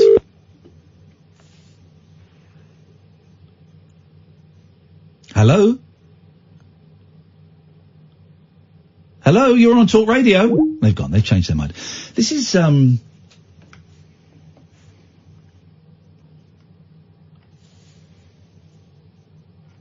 this is very nice and chilled. Yeah. Very nice and chilled. I'm just surprised by this. Desmond says, actually, Desmond, maybe, Desmond is a Trollington, so we can ignore that guy. We can ignore that. This is nice. This is a nice chilled vibe. Let's take a trailer for one of our colleagues, then maybe we'll take some more calls on the top secret number. Yeah. And then I'm going to rock your world. Oh, I like my world being rocked. This is Talk Radio. Experience the unconventional, the unpredictable, and the completely unorthodox. Exactly. With rule-free Iain Lee. The Late Night Alternative with Iain Lee. I've got no internet for the last 4 days. On Talk Radio. Talk Radio, the phones aren't working. If you know the top secret number, then give it a call, and as soon as I see you on the screen, I shall put you through. Catherine, you're gonna rock my world. Can I just stand up? I've sort of just my pants are a bit tight around the old. Don't look, Amy. You're too young for this. I'm not looking either. You've been putting your deodorant on wrong. Okay, go on. I like these. I like learning that my life is a sham. Get up, have a shower. Yeah. Get dressed, sort your hair and or makeup out. Okay. And then head out for the day. Right. This is according to the Mirror Online. It's what most of us do pretty much every morning without thinking. Easy peasy, right? Okay. But according to a skincare expert, we've actually been doing a key part of our morning routine wrong, and we should actually be putting our deodorant on before we go to bed. That sounds Before you like bollocks. poo-poo this, Okay. Dr. Pimple Popper is the source of this. Oh, well, she's a very knows. knowledgeable lady. Okay, let's hear more. What's her name, Dr. Lee? Sandra Lee. Dermatologist Sandra Lee claims this is the most effective way to use the product if you don't want to smell, and she has science to back this up. I don't want to smell. I want to smell nice. Have you ever tried those rocks? No, but I've tried. You get like a crystal, like it's like a hippie deodorant that's not, it's like a crystal or a rock, and you rub it on and it stops you smelling. Does it though? I don't know. I bought a hippie deodorant once, and it didn't, I don't think I smelt, but I didn't have sweat. I had disco rings all day. Okay. Well, because antiperspirant is but that's unsightly. spraying like metal into your arm. That can't be a good. I've got a new one now, and it's not got any aluminium in it. It's just minerals. It says. Steel. But I guess you're putting anything on there that your body wasn't designed to have on there is going to mess about with your. No, it's not good. Your balance. Anyway, I don't fall over. Sandra, who is better known as Dr. Pimple Popper after starting. My hero. She's brilliant. Legend. Absolute player. After starting her own TV show about spots, rashes and cysts, shared the unusual hack during a video about her nighttime routine. Ooh, Taking I'd a break like to see that. from cleansing and moisturising her face, she stops to use a roll-on deodorant. Speaking in Harper's Bizarre video, she says, "This is a little secret that I have. Deodorant is best applied at night. It's most effective at night because you're putting it on when your sweat glands are the more dormant, so you're going to make it more effective." Okay. Who knew? During the tutorial, Sandra also shares her biggest regret of how she treated her skin when she was younger, saying she wished she hadn't rubbed her eyes so much. What? Yeah. I love rubbing my eyes. Well, the other thing it's the best thing you can do with your body. With women taking your makeup off, that skin under your eyes is so fragile. It causes damage to the area, which deal with it. Changes the skin over the time and causes lines and wrinkles. Instead, she dabs her face and her eyes at every step of her cleansing process. And when it comes to washing her face, Sandra has an important tip which can make a huge difference to your skin. Use water. She said the thing that's really important about washing your face, that I know from a dermatologist's perspective, is that when you're washing your face, you're actually getting rid of moisture. So you really want to not go really hot or really cold. I disagree with that. I think I have the cleanest hands in talk radio, in this building. Do you know why? Think about this a lot. If you were to do the ultraviolet scan over hands and it shows dirt, I think mine would have next to none. Because when I wash my hands after going to the toilet, which I do now quite often. Oh, this is new. It is new. Certainly do it here because I like the sinks. I like the facilities here. Don't do it in restaurants and stuff, but here I wash my hands after going to the bathroom. No, why would you do it when you're going to eat something? Well, because, okay, here's the reason you don't need to wash your hands after going for a pee if you're a gentleman. One, I'm not peeing all over my hands. Two, my penis is clean. Is it though? Is it not a bit sweaty? No. All day? No, my penis is clean. It still sit next to your balls. I've got a clean peen. Those get sweaty, don't they? I've got a clean peen. You've got a sween. Thank you. I'm not urinating on my hands and then rubbing it all out. I've got a clean peen. It's like me just touching my ear. Oh, I've got to go and wash my hands now because I've touched my ear. That's so ridiculous. What a ridiculous thing to say. Have your ears been squashed together against your balls all day? Do you want to, sometimes? Do you want to save this planet? So conserve water. But here, I do the proper wash. I get the soap all over, up past the wrist, through the fingers, through the fingers. I do it all round. Tops of your hands too? I do all of it. Don't tell me how to clean my hands. I know how to clean my goddamn hands, you hairy piece of trash. You need to calm down. So I've got the cleanest hands in the building. I'm really hoping that one day I come in and a security man says, "Yeah, we're doing a spot check on hand hygiene." I go, the moment we've all been waiting for, and I've not been out to eat, so clean. That's what I'm hoping for. You don't get recognition for stuff like that. This is the important stuff. Oh, so Limmy's the 42nd best comedian in the world. Who gives a stuff like that? That's nonsense. What's important is Iain Lee's hand hygiene. That's the important stuff, Catherine. Carry on with your story. I don't rub my face either. I just rinse off. This is Dr. Lee talking. Yes. Catherine. When your skin is still moist, that's the prime time to moisturise, because if your skin is wet, the moisture evaporates. Evaporates. The air pulls the moisture out of your skin as you get drier. That's why you get that tight feeling after you wash your face. She knows. She knows. She knows. There is a telephone number. We're not telling you what it is. If you know it, you're very welcome to give it a call, and if you don't, unlucky, mate. This is the Late Night Alternative, Iain Lee and Katherine Boyle on Talk Radio. Unmissable late night radio with the original king of unconventional conversation. Make contact with Iain Lee. The Late Night Alternative with Iain Lee on Talk Radio. The phones aren't working, so we're using Skype, top secret number. We've missed a few calls. Shall we try and call some of these people back and see if they fancy coming on, or see whether they've changed their minds or not? Let's have a little look. This is a while ago they called, so let's see. Skype used to have... Oh, hello? Hello, you're on Talk Radio. Did you call us? It's Iain Lee. Yeah. Hello? Hello, it's Iain Lee. Who's this?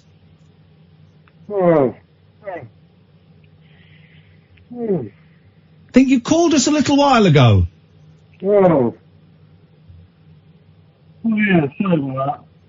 That's all right. Do you not want to talk to us now? Okay. All right then. Well, thanks for your time. Yeah. Bye-bye. Favourite call of the year. Enjoyed that. Did we do Sleeper? This one? Did we do this one? Let's try this one. Let's try this one. These are all a little while ago, so maybe they've got a little bit bored. I'm liking this chilled vibe, though. Oh, hello. This is Iain Lee and Katherine Boyle on Talk Radio. Did you call us? I did call you, but then I called you again on the landline. This is Ollie. Oh, get lost, you pervert. Oh.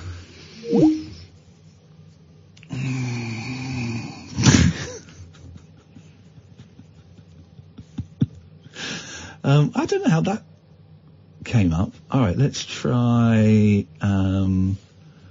this one. It's a bit harsh calling him a pervert, actually, but.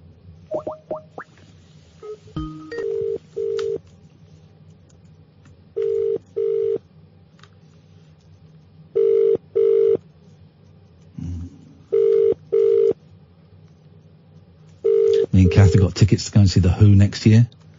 This is the Vodafone. They're not coming. Very, very excited. Never thought I'd see The Who again. Did they play that concert? I think that's all the ones that the others are in the last hour. I don't know about the fire. If you know the secret number, give us a call and I'll put you through. Did they play that concert at Wembley Stadium in the summer? I can't believe they would have sold out Wembley Stadium. We're seeing them in tiny old Wembley Arena, which used to, when I was a kid, used to be huge, but now I've been to the O2. It looks tiny. We've got rubbish seats, I'm afraid, but... Don't matter. Hello, caller, you're on Talk Radio. Oh, it took me ages to find this number, but I got there in the end. Well done. You see, you've worked for it, and you feel grateful for it. I know. How are you two? You okay? Yeah, really good, actually. I've had a little bit of a dicky tummy today, and sort of been wobbling a little bit up and down, but generally all right. And I've got I'm seeing my boys tomorrow, and then I've got them Saturday and Sunday, and I've got some nice things planned for Saturday, and Sunday we're going to take it easy. So actually I'm in a really good place, thank you for asking. How are you doing? I'm brilliant. I rang up last year. I was told you I was transgender, and I came up to my kids. And your kids were ridiculously supportive about it, weren't they? Yeah. I thought I'd ring up because today has been another brilliant day in my life. Go on, what's happened? I joined a women's group today, and I was welcomed, and I loved every minute of it, and I did Tai Chi with them this afternoon. This is fascinating. I've forgotten your name, caller. My female name's Pippa. Pippa. So your name's Pippa. Yeah. So your name's Pippa. So you joined a women's Tai Chi group, which is great. Well, it was a social group. It was a women's health group, like a self-help group, and I was really nervous about doing it. Yeah, I bet. and it was the scariest thing I ever did. I went and saw them last week, and I thought, well, today I'm going to join the social group. Yeah. And I did that, and then I ended up going to Tai Chi this afternoon, and I've never done that in my life. Tai Chi is like slow kung fu, isn't it? Yeah. You can apparently use that in self-defense as well if you just speed it up a bit. No, you can. You can. You'd have to speed up. Yeah. You have to speed it up. Here's the thing, right? Now I know that 1 billion Chinese do it every morning, but is Tai Chi actually any good? Well, I don't know. I got it all wrong this afternoon. There you go. You see, muffed it up. I wonder whether it's just the meditative nature of it, remembering the movements. It's like sort of ballet exercises, isn't it? Yeah, it was very meditative, if that's the right way of saying it. Mind and body. But I loved it. Mind and body combined. And that's a big step, joining a women's group. Were there any kind of raised eyebrows that you noticed, any kind of tuts or anything? Or was everyone like, yeah, this is wicked, come and join us, Pips, let's have it? Yeah, there was nothing at all. And I was told by the people that ran the place, if there was, then I'd have to tell them, because it's an all-inclusive place. It doesn't matter what type of female you are. If you are, you are. What a world we live in. Well done, that's brilliant news. That says to me that, you know, having characters in mainstream things is making a difference, you know, on TV and stuff like that. That now you've got people who are not necessarily young and hanging out in sort of gay bars and things like that who are not phased, or certainly are not going to show that they're phased with someone when they're faced with someone who's different. I put that really clumsily, but you know what I mean? I think that yeah, totally. I went to Liverpool the other day shopping, and I just thought I wanted to do it. I was out dressed, and I went into one shop, and a girl started talking to me about a coat she was trying on. And it was just like the most natural thing to do. And then I was in another store, and I was walking around the perfume store, and the lady that worked there said how much she loved me hair, and then I told her it was a wig, and she said, oh my God, you are beautiful. I'd never have guessed. Wow. I was like, that must have been an amazing feeling. It must have been a sense of acceptance. Yeah, it was. It really was. It's like my life has totally changed. How, I don't know if this is an improper question, and if it is, you can tell me to get lost. Because I think when we spoke last year, you hadn't been out that much dressed, but you were doing it more and more, and certainly the support of your daughter, I think, you found very encouraging to go out more. What percentage of your time would you say you are dressed in your true clothing, in women's clothing, compared to men's clothing? Right. Well, it's hard. Well, now I've actually got a girlfriend. Right. And whenever I'm with her, I'm 100% female all the time. Yeah, great. But we live apart from each other at the moment due to work. But the problem is with work, I've got to be male. Right. Why? Unfortunately. I'm an entertainer on a holiday park, kids entertainer. Okay. Yeah. Hang on. Well, then here we go. Let me ask the question again. Why? Why? Because I would have thought the entertainment industry is normally way ahead of the curve on things like trans issues. Well, first of all, I don't want to rock the boat, and I don't want to lose my job. No, of course not. I get that. That's one thing. But as an entertainer, I've been a male entertainer for over 20 years. Yeah.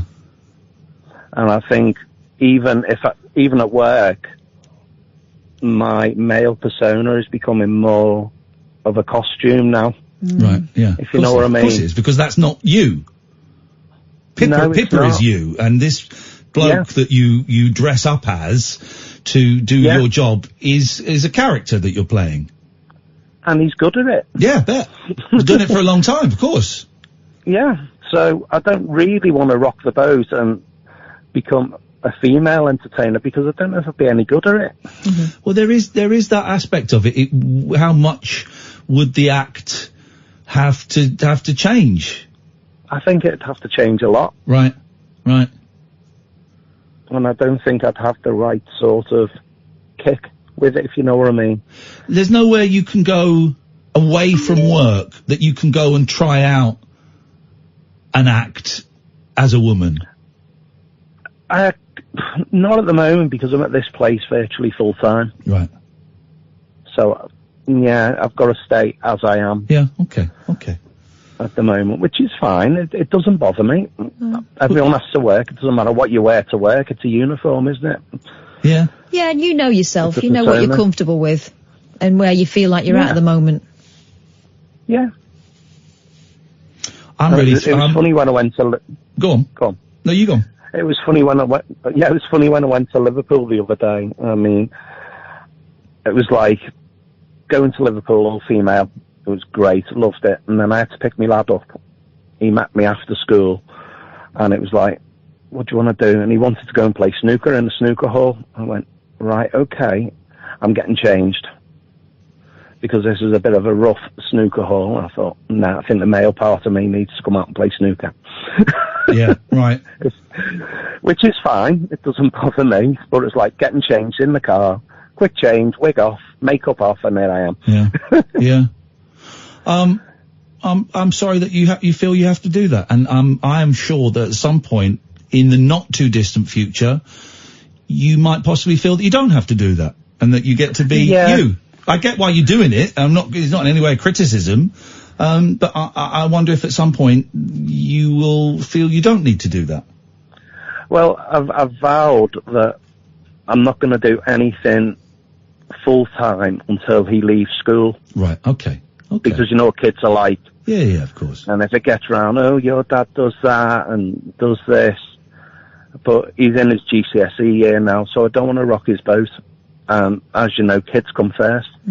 I had a few people, Pippa, when I came out as bi, a few people said, kids, you didn't think about your kids, they're going to get bullied at school. And I said, yeah, you know that they've got, like a couple of mates in the year below them that have got 2 dads and stuff, right? On the list of getting bullied for having a queer dad, they're going to be quite far down the list.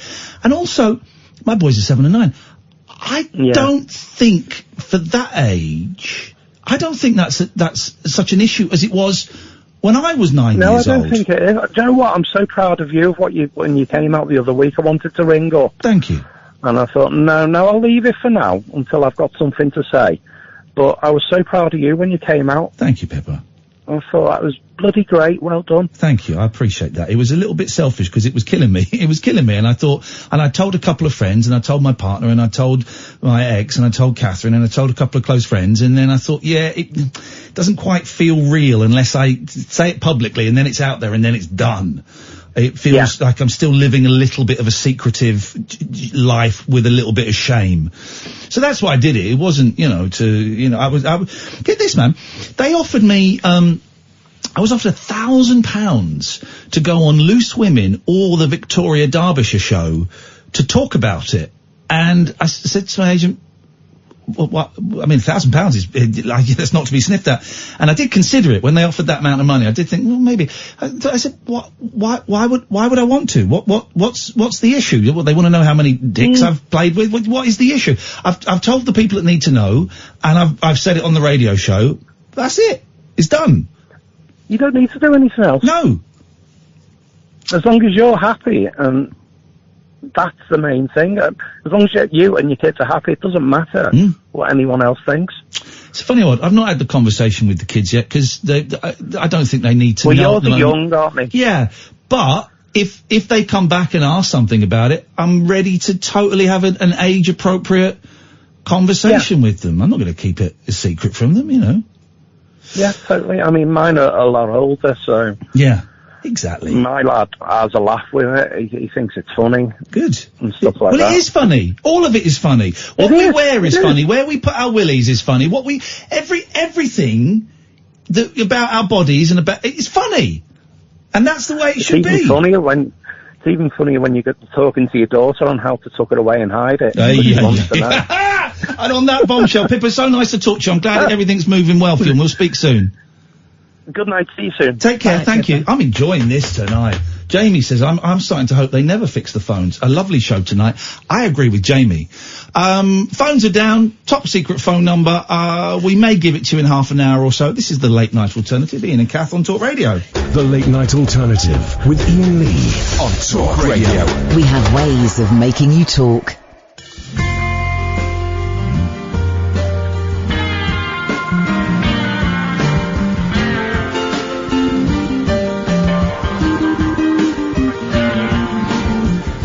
I'm feeling so good right now. There's a handsome boy tells me how I've changed his past. He buys me a brandy.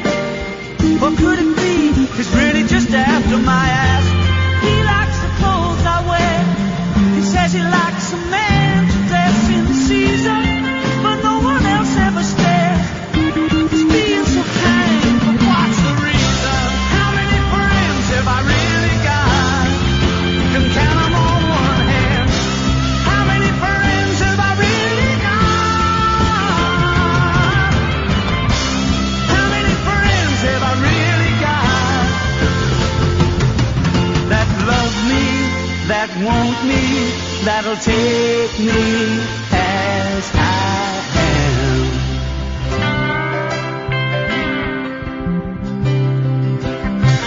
Suddenly it's a silver screen and a face so beautiful that I have to cry out. Everybody hears me, but I look like a fool now if I try and shy out. She knows all my friends, but it's nice to find a woman who will stay on late. But now I think I've reached the end. I wonder in the dead of night, how do I rate? How many friends have I really got? How many friends have I really got? How many friends have I really got? That love me, that want me, that'll take me as I am.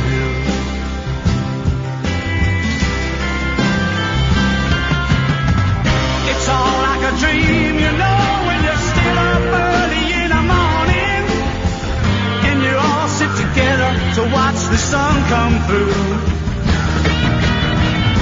But things don't look so good when you could use a bit of warning.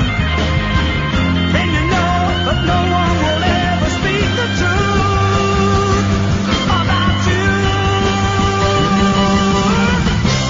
How many friends have I really got? Hey, hey. How many friends have I really got? How many friends have I really got? That love me, that want me, that'll take me as I am.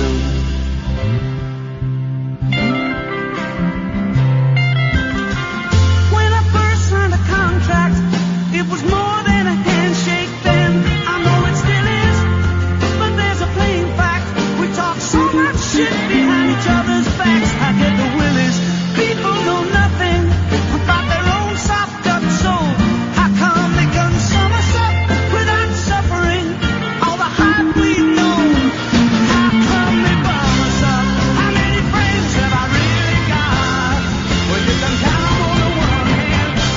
How many friends have I really got? How many friends have I really got? That love me, that want me, that'll take me as I am. That's some song, huh? That's some song. That's The Who. Lane, who knows his music, going, that's a great bass line. Who is it? It's The Who. The best album The Who ever did, right, is, and I love it, and that's where that comes from, that's where Blue, Red and Grey comes from, which is a great song. Slip Kid, Squeeze Box, which is silly, but it's fun. Dreaming from the Waist. The Who by Numbers. It's just this really low-key album that I don't think did that well. It's certainly not it's not regarded as a Tommy or a Quadrophenia or a Who's Next. But for me, man, it's got all of the subtlety that those other... Well, Tommy's got quite a lot of subtlety, actually. I don't think Who's Next and Quadrophenia necessarily have. But it's just got so much subtlety. And it's basically Pete Townsend having a breakdown. And so many of his songs are about confusion around his sexuality, and no one picked up. He does a great song from one of his solo albums in the 80s called Rough Boys.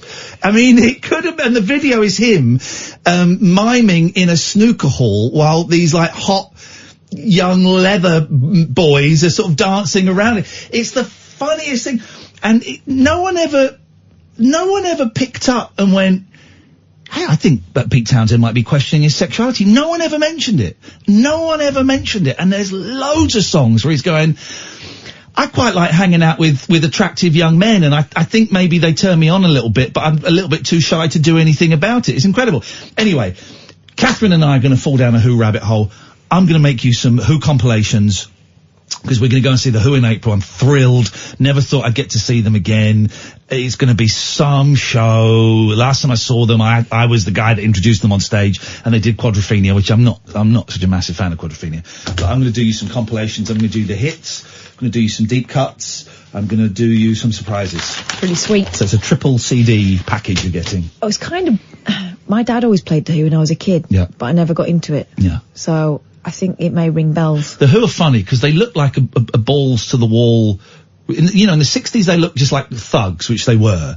The 70s they looked like Led Zeppelin. If you just look at them, with Daltrey with that big hair and Moon smashing away and Townsend with the jumpsuits, they look like an Entwistle stood in the corner wearing these sparkly suits. They look like kind of like a huge rock band, but they've just got so much more depth and subtlety, and they've got so many missteps. I really love bands, right? So I love the Kinks and the Beach Boys, actually.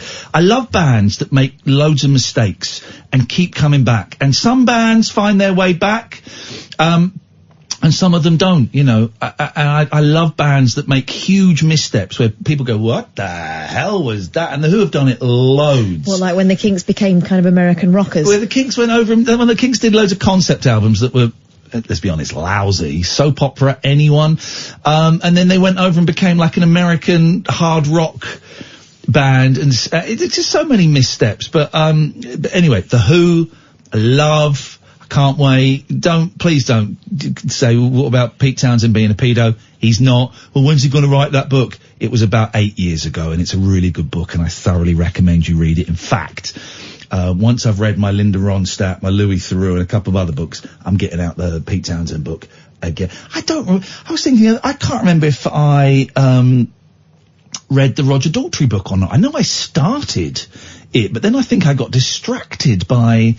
Life. By life, oh life, oh life, oh life, do life.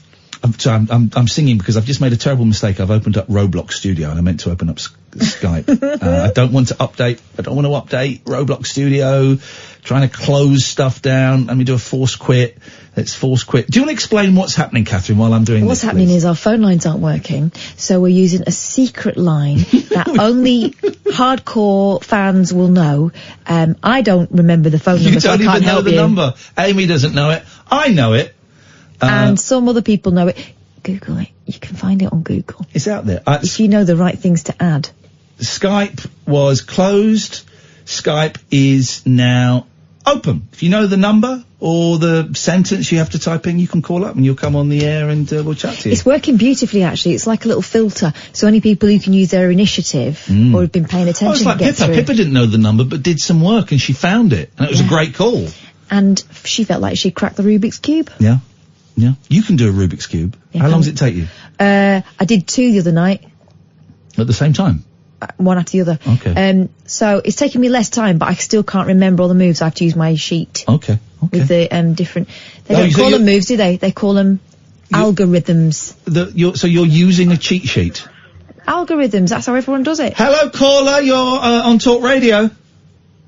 Oh, hello, Ian. I've figured out the secret number. Well done. What's your name, please? It's Liam from Brighton. I spoke to you a few times before, but I haven't spoke to you for a couple of weeks. Liam from Brighton. He's in a band. He's in a band, of course he's in a very good band as well. And he likes to put his hands in his my pockets. band broke up, actually. Whoa! What the hell? Yeah. Musical differences. I'll have to start a new one, I suppose. Your band was good, though. Yeah, I know. That's what I was saying to the guitarist who I write the songs with. I said, we're really good. I said Ian Lee liked us. And he went, that's it. The guy's a jerk. Anyway, he wasn't having any of it. Why did he want to start another band? Is he getting a job? Is he becoming a suit? Is he a square? What's happening? He just does. Well, he doesn't have time to do it. Right. I guess I live in Brighton. He lives in Oxfordshire. And anyway. That's a trek. That's not important. I don't want to dwell on that. Okay, well, good luck for your next project. Keep going, you've got talent. Please, I got through with your secret number. It took me blooming ages to do that. Yeah, I like this. I reckon, here's what I think we might do. Once a month, we set up a new number.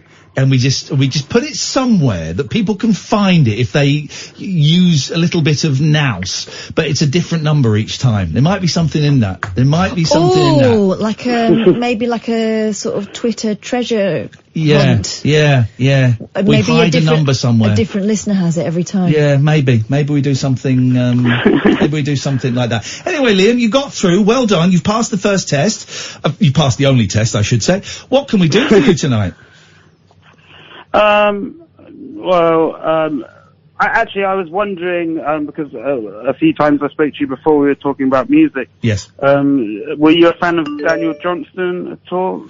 We talked about that in the week. No. I love the film The Devil and Daniel Johnston. I think it's a great documentary. It's so wonderful, and I haven't seen it for years, and I need to get it and watch it again, because it's so powerful. It's fascinating, story of, I love stories of artists on the fringe. I love the interaction with his parents. But the music never really connected with me as much as it did with a lot of other people. And we played one of his songs last week that someone recommended, and I dug it, but it didn't really hit me right between the eyes. I have to be completely honest.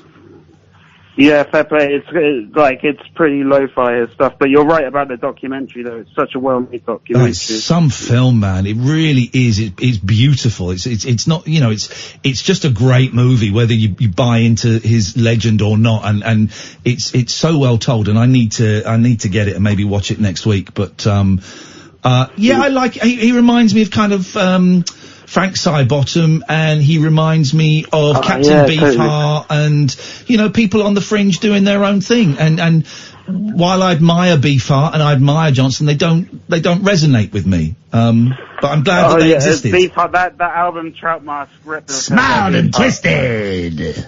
I don't understand why people say it's so good. Like I've listened to it several times over, and I don't understand why. I had a friend at college like who would just invite us around to his house, would get us very high, and then put on Trout Mask Replica, and you would endure Beefheart's madness just so you could get some free weed, because it was not a pleasant listening experience as far as I'm concerned. But again, I'm really glad it exists, because it's insane. And the fact that you and I, there's years between us, we're on a national radio station owned by Rupert Murdoch, and we're talking about this really obscure, not that obscure, we're talking about this cult, avant-garde, indulgent album that is nuts.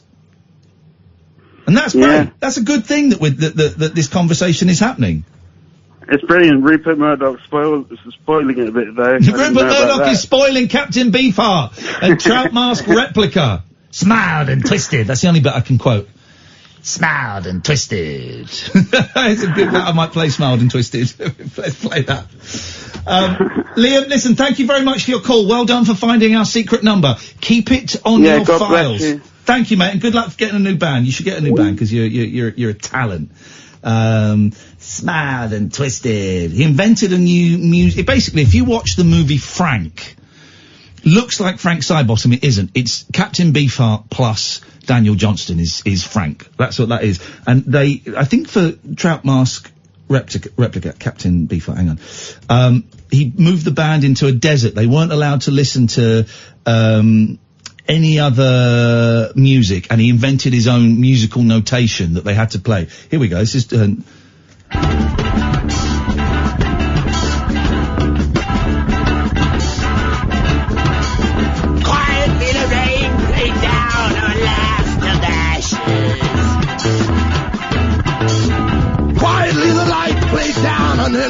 kisses. She smiled and twisted. She smiled and twisted. Smiled and twisted. Back at what once was beautiful. Playing naturally, magically. You know, but the genius of that is, that sounds like random nonsense, but they could play that note for note every single, that is an actual constructed, crafted song that they would play note for note each time. Hello, caller, you're on Talk Radio. Hello, Ian Lee. It's Jessie. Hello, Jessie. It's Ian Lee and Katherine Boyle. Hiya. Hiya. You really cheer me up. Oh, I'm having a really hard time. What's going on, Jessie? Why is it so tough? Well, you know I've been through domestic violence. Yes. A long time. Yeah. Well, isn't like everything's gone wrong like the last few days? Uh-oh. What's happened? My neighbour upstairs caused a flood. It's ruined my TV and everything. So I've got to fork out for a new telly. Well, hang on. Well, surely they've got to fork out for a new telly, haven't they? They're on benefit. Oh, okay. I'm guessing you've got no insurance either, so yeah, okay. No. Okay. But it's really...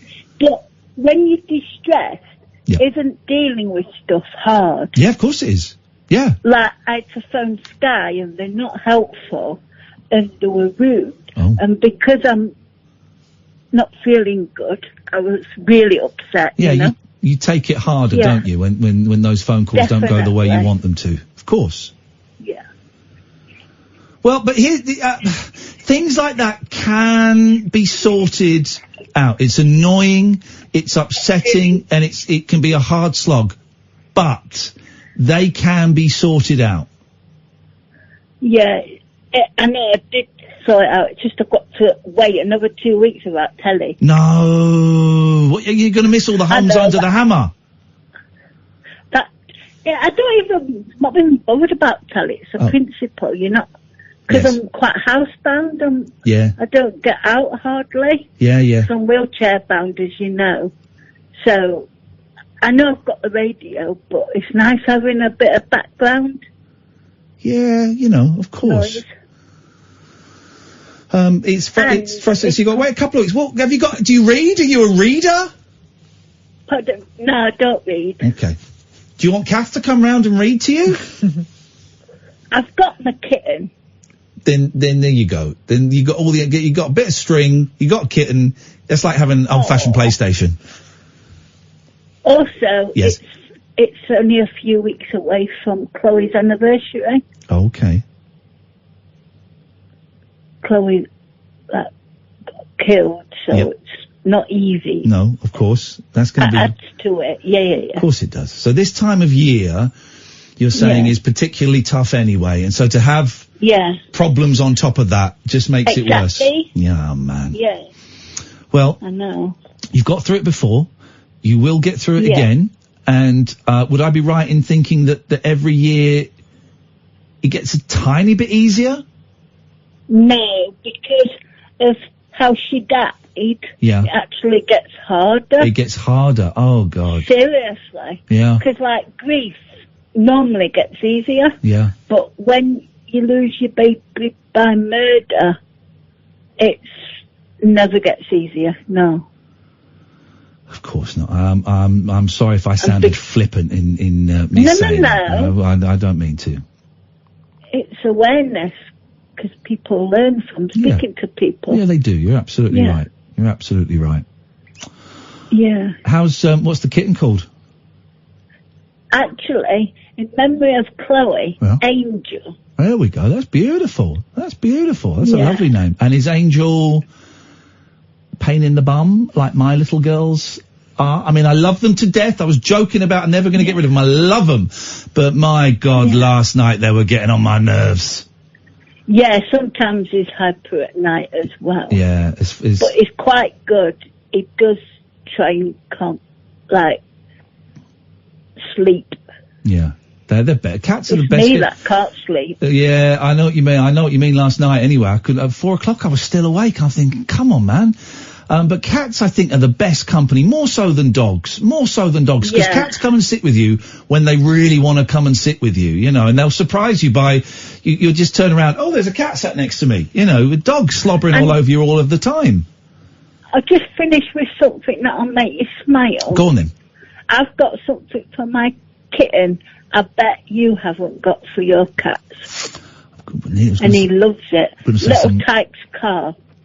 Go on then, I don't know, what is it? It's a Little Tyke's car. A Little Tyke's car? For toddlers. Yeah, you've got a little... carers push him around in it. He loves it. I've got one of them. Do you want it for the cat? That's the thing that makes me smile in a You're day. pushing it? Is it one of those little cars that's got like a big handle on the back of it? Yeah. So that parents can push it without bending over? Yeah, it's red and yellow. Absolute fruitcake. I love exactly it. what you mean. The nonsense that we do for our animals, huh?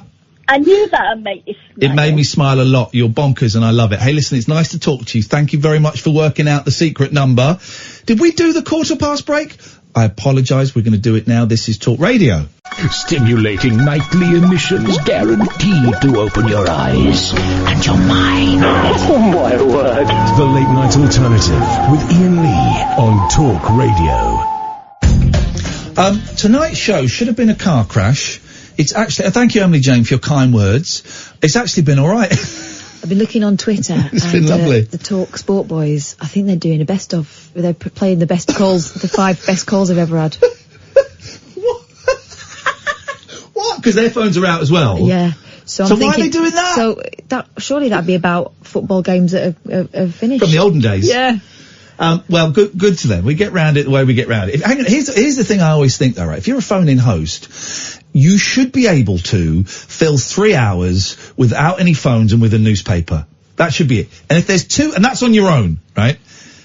And if there's 2 of you, well then you shouldn't be a problem at all. No. If you can't, maybe I'm being a little bit harsh, but if you're a phone-in host and you can't do 3 hours with a newspaper and your wits, you shouldn't really be in the gig, because these phones can go down. I know they seem to be going down a lot here, but they go down everywhere at some point, and quite often it's just you and a producer. And if you've got to reach for a best, okay, maybe you want to sneak in an old interview or something like that, but that's fine. But if you should be able to sit there with the papers and go, right, okay, I know what we're talking about. There's this thing here about, and boom, 3 hours. Those things are the making of a presenter, or the breaking, right? Yeah. When I used to have my own show at 3 Counties, and I had various different shows, and one of them was a kind of outside broadcast based show. We'd go and do 1 outside broadcast a week. Right? Yeah. And one week I was told I had to go to Watford Football Club and sit there and give a real flavour of the club. I said, I don't know anything about football and I'm not interested. All right, yeah, but you're good at finding characters. Yeah. All right, you help me out finding, and the club are up for it, and they can list 15 people off the top of their head that can tell you a good story. Yeah. Boom, fine, wonderful. Like the other time when we did a sports show and we kind of tried to prove that it's not really about the loose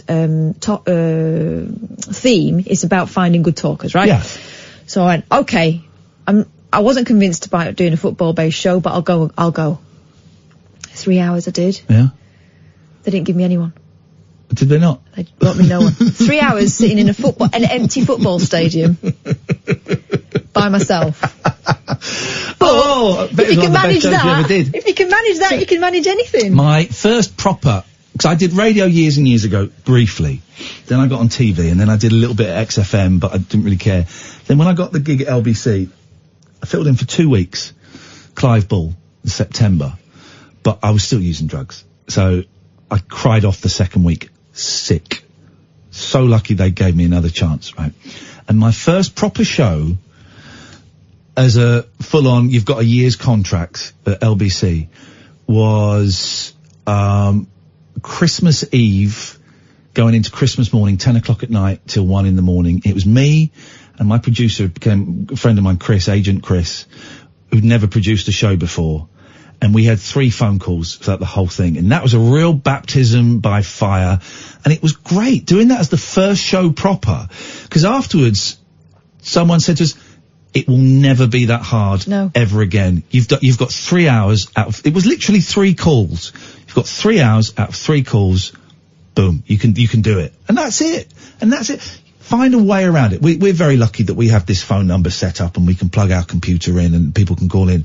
But the obvious thing to have done would have been to come in and go, right, well, we've got a different number, get your pens and papers out, it's 0203, and then given out the number. The joy is, the clever part, the silly part, the foolish part, but the fun part was going, let's not give out the number, let's see. And we've had people phone in that know it, because they listen to something else that we do, and we've had people that have phoned in. Naomi's just messaged saying, I found your number. And then she says where she found it. It's out there. We had Pippa who found it. We've had a couple of people who found it. And it's been a really, really lovely show. So we're probably going to do this again at some point. A little secret show, because I've had the bestest time. I was really not looking forward to doing the show tonight for some reason. I was saying to Kath that, the last, sorry, Cara, people are sending me pictures of their cats, and there's Cara, sending me a picture of her cat who looks a bit like Lucky and was 1 yesterday. It's the best. I'm having this weird kind of space where I love doing this job so much, and I really am loving it once they're on. But for the 30 minutes before the show, I'm getting quite anxious. I don't know if it's stage fright is not quite the word, but I'm getting anxious about the show and thinking, oh God, I really don't want to do it. And I'm thinking it's going to be harder than it actually is. Not just tonight, just in general. And so there's something is going on. I don't quite know what. You've been a bit wobbly this week. Yeah. Like over the weekend, you were getting anxious about something else. Yeah. And then that got sorted out. I think it's trying to find something to latch onto. It is. It is. You're probably right. Anyway, I'm not going to give out the secret phone number. I lied to you. Sorry. It wasn't a lie. I thought I did mean it when I said it. I did say I was going to give out the secret phone number or the Skype name at past. Actually, I'm not going to, because if no one else calls in, we've still got plenty to chat about. We've not done the Vag Museum yet. Gosh. But if I see someone call in, I'll tell you what I need to do actually, Katherine. Well, battery is... Let me plug that in. My battery is running out. If you could plug that in, I've got to be very careful because the computer is literally balanced. I think I've got to get a new laptop soon. This one is full of rubbish and I don't really want to... When it gets full up, you just throw it away and buy a new one, right? Is that how it works? All right, Richie Rich. This one's about 7 years old. Let me see what year this is. I'm saying about this Mac. Also, I don't want a Mac anymore. Early 2013. 6 years. Computer technology has changed so much in those 6 years. So much. Gemma says the secret number thing is awesome. It separates the wheat from the chaff. We have had no chaff tonight. It's only been pure wheat. So the number is open. The Skype is open. If you want to call in, as soon as I see you call in, I will put you through. But in the meantime, me and Katherine are going to chat. So this Vagina Museum. Is it for ancient vaginas? This is I may have one.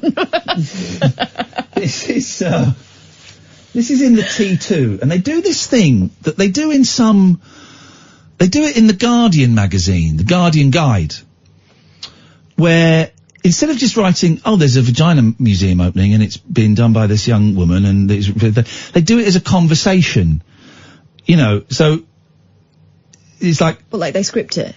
Well, it's like a thing. Question, what's your favourite museum? Ooh, this is unusually highbrow for you. I like it. Hard to pick, of course, but if forced, I'd say it's a toss-up between the Victoria and Albert and the British Museum. I can hardly contain my excitement about the upcoming Troy exhibition.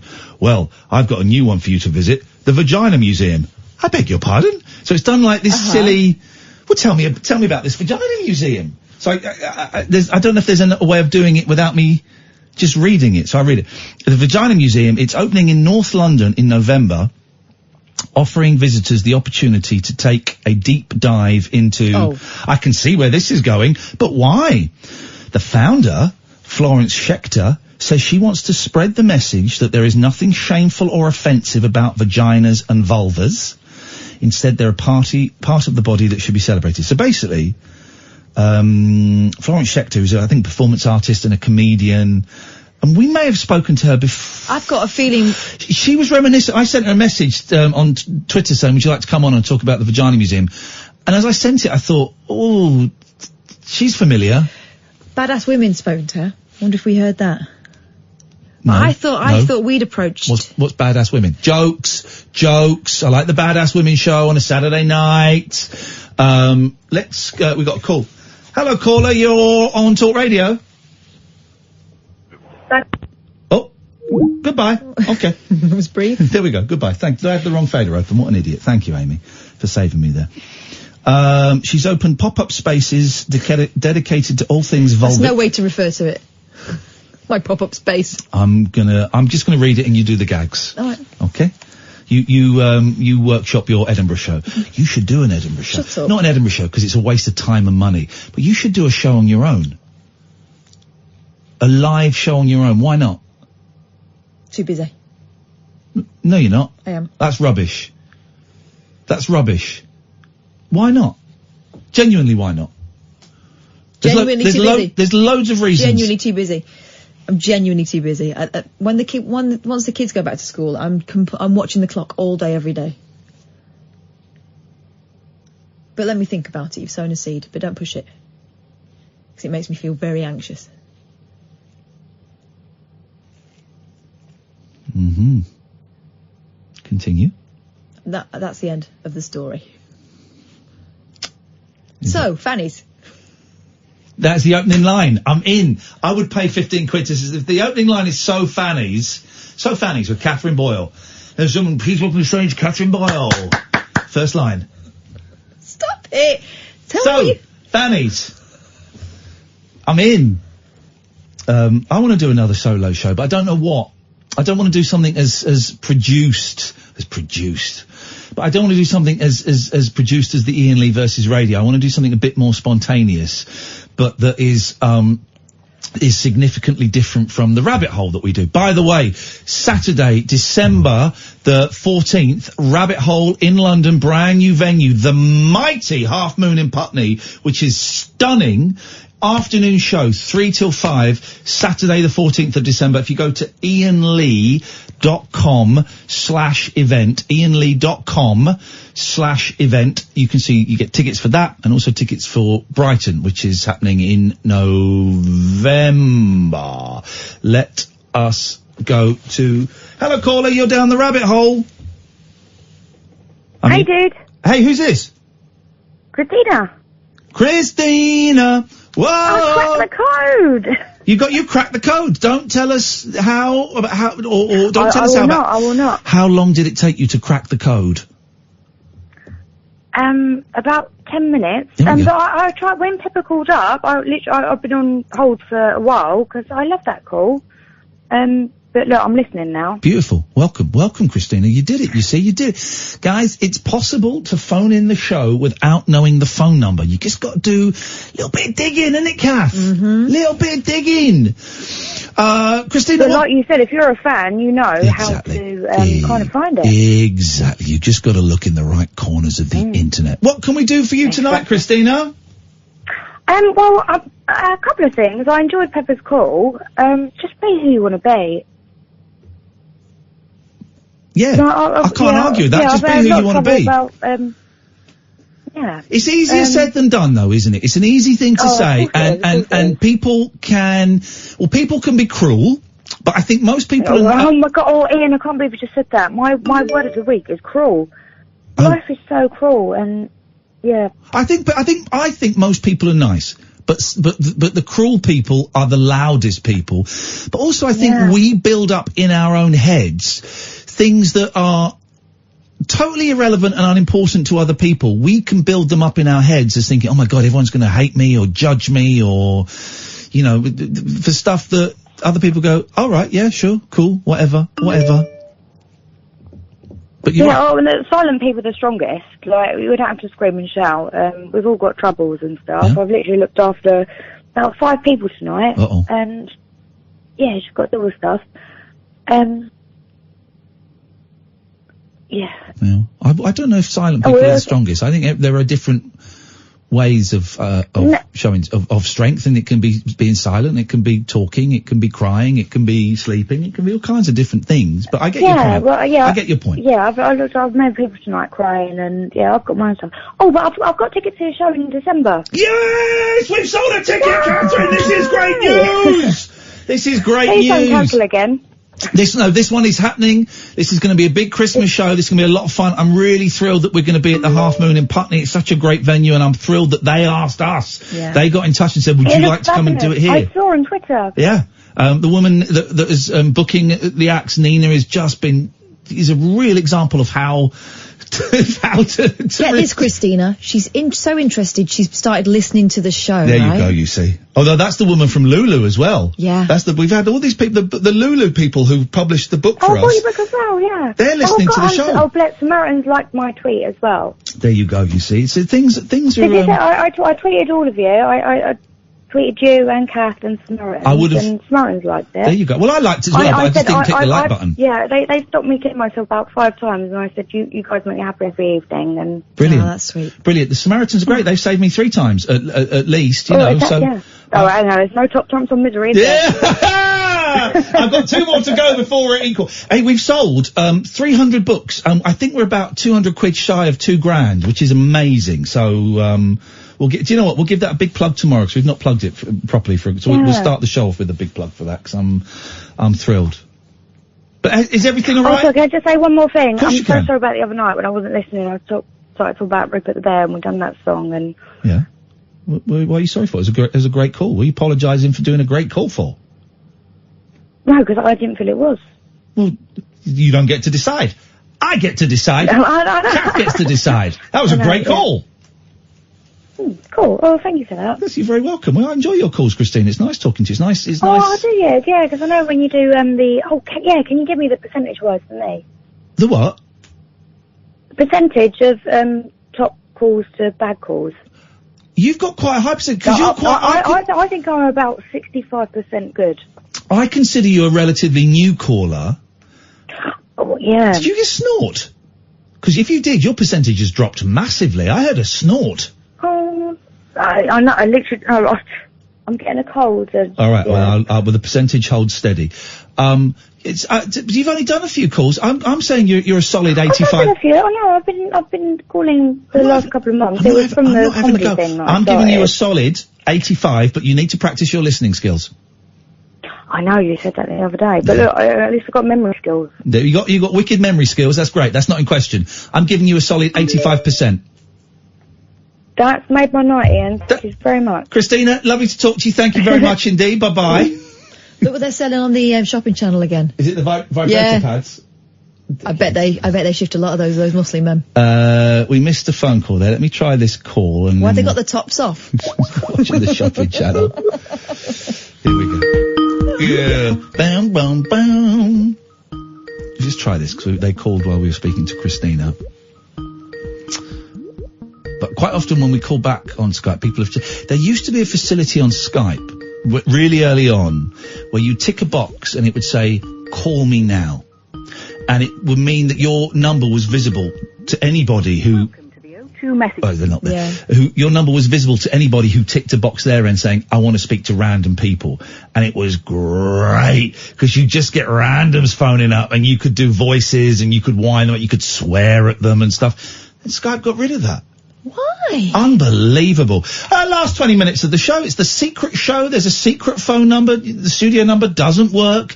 If you can work out what our secret telephone number is, you can come on the show, The Late Night Alternative. Kath and Iain, every weeknight from 10 on Talk Radio. The late night lip service for lovers, loners, and lounge lizards. Well, where exactly is your accent from? The Late Night Alternative with Iain Lee I've forgotten your name already, excuse me. on Talk Radio. So the Vagina Museum is going to be in Camden. Florence Schechter, who's behind it, has raised £50,000 through crowdfunding. The website promises a holistic view of vaginas, free entry. Oh God, really? There'll also be events, workshops and film screenings. The first exhibition is called Muff Busters, Vagina Myths and How to Fight Them. And it ends with, I think we should all go, just no fanning around in the gift shop. Okay, guys. We missed a phone call on the secret line. Let's see if we can give them a little call. If you could see how precariously balanced my computer By the is. way, Brittany Spanos. Hang on a second. Hello, caller. Hi, Ian. Hi, Kath. Hey, who's this? This is Jay. Hey, Jay. What can we do for you tonight, Jay? Yeah, I just wanted to quickly mention with the Twitter thing that happened today. I sort of what you were saying about it earlier. It sort of resonated with me. It's like I don't know. I don't quite remember. I think you said something along the lines of it didn't quite resonate along your personal philosophy of like, and that struck a bell because these days with the whole, because this Twitter has this good. It's a great tool in the right circumstances. And then it also has this negative energy, and especially when something happens and something catches on suddenly, especially when it's for something like Brexit, when tensions are running high, you don't realize, like, when you start piling onto something or someone or whatever for the strangest reason, and it just keeps going, and when everyone else is also doing it at the same time, you sort of fail to realize in the moment and you just carry on.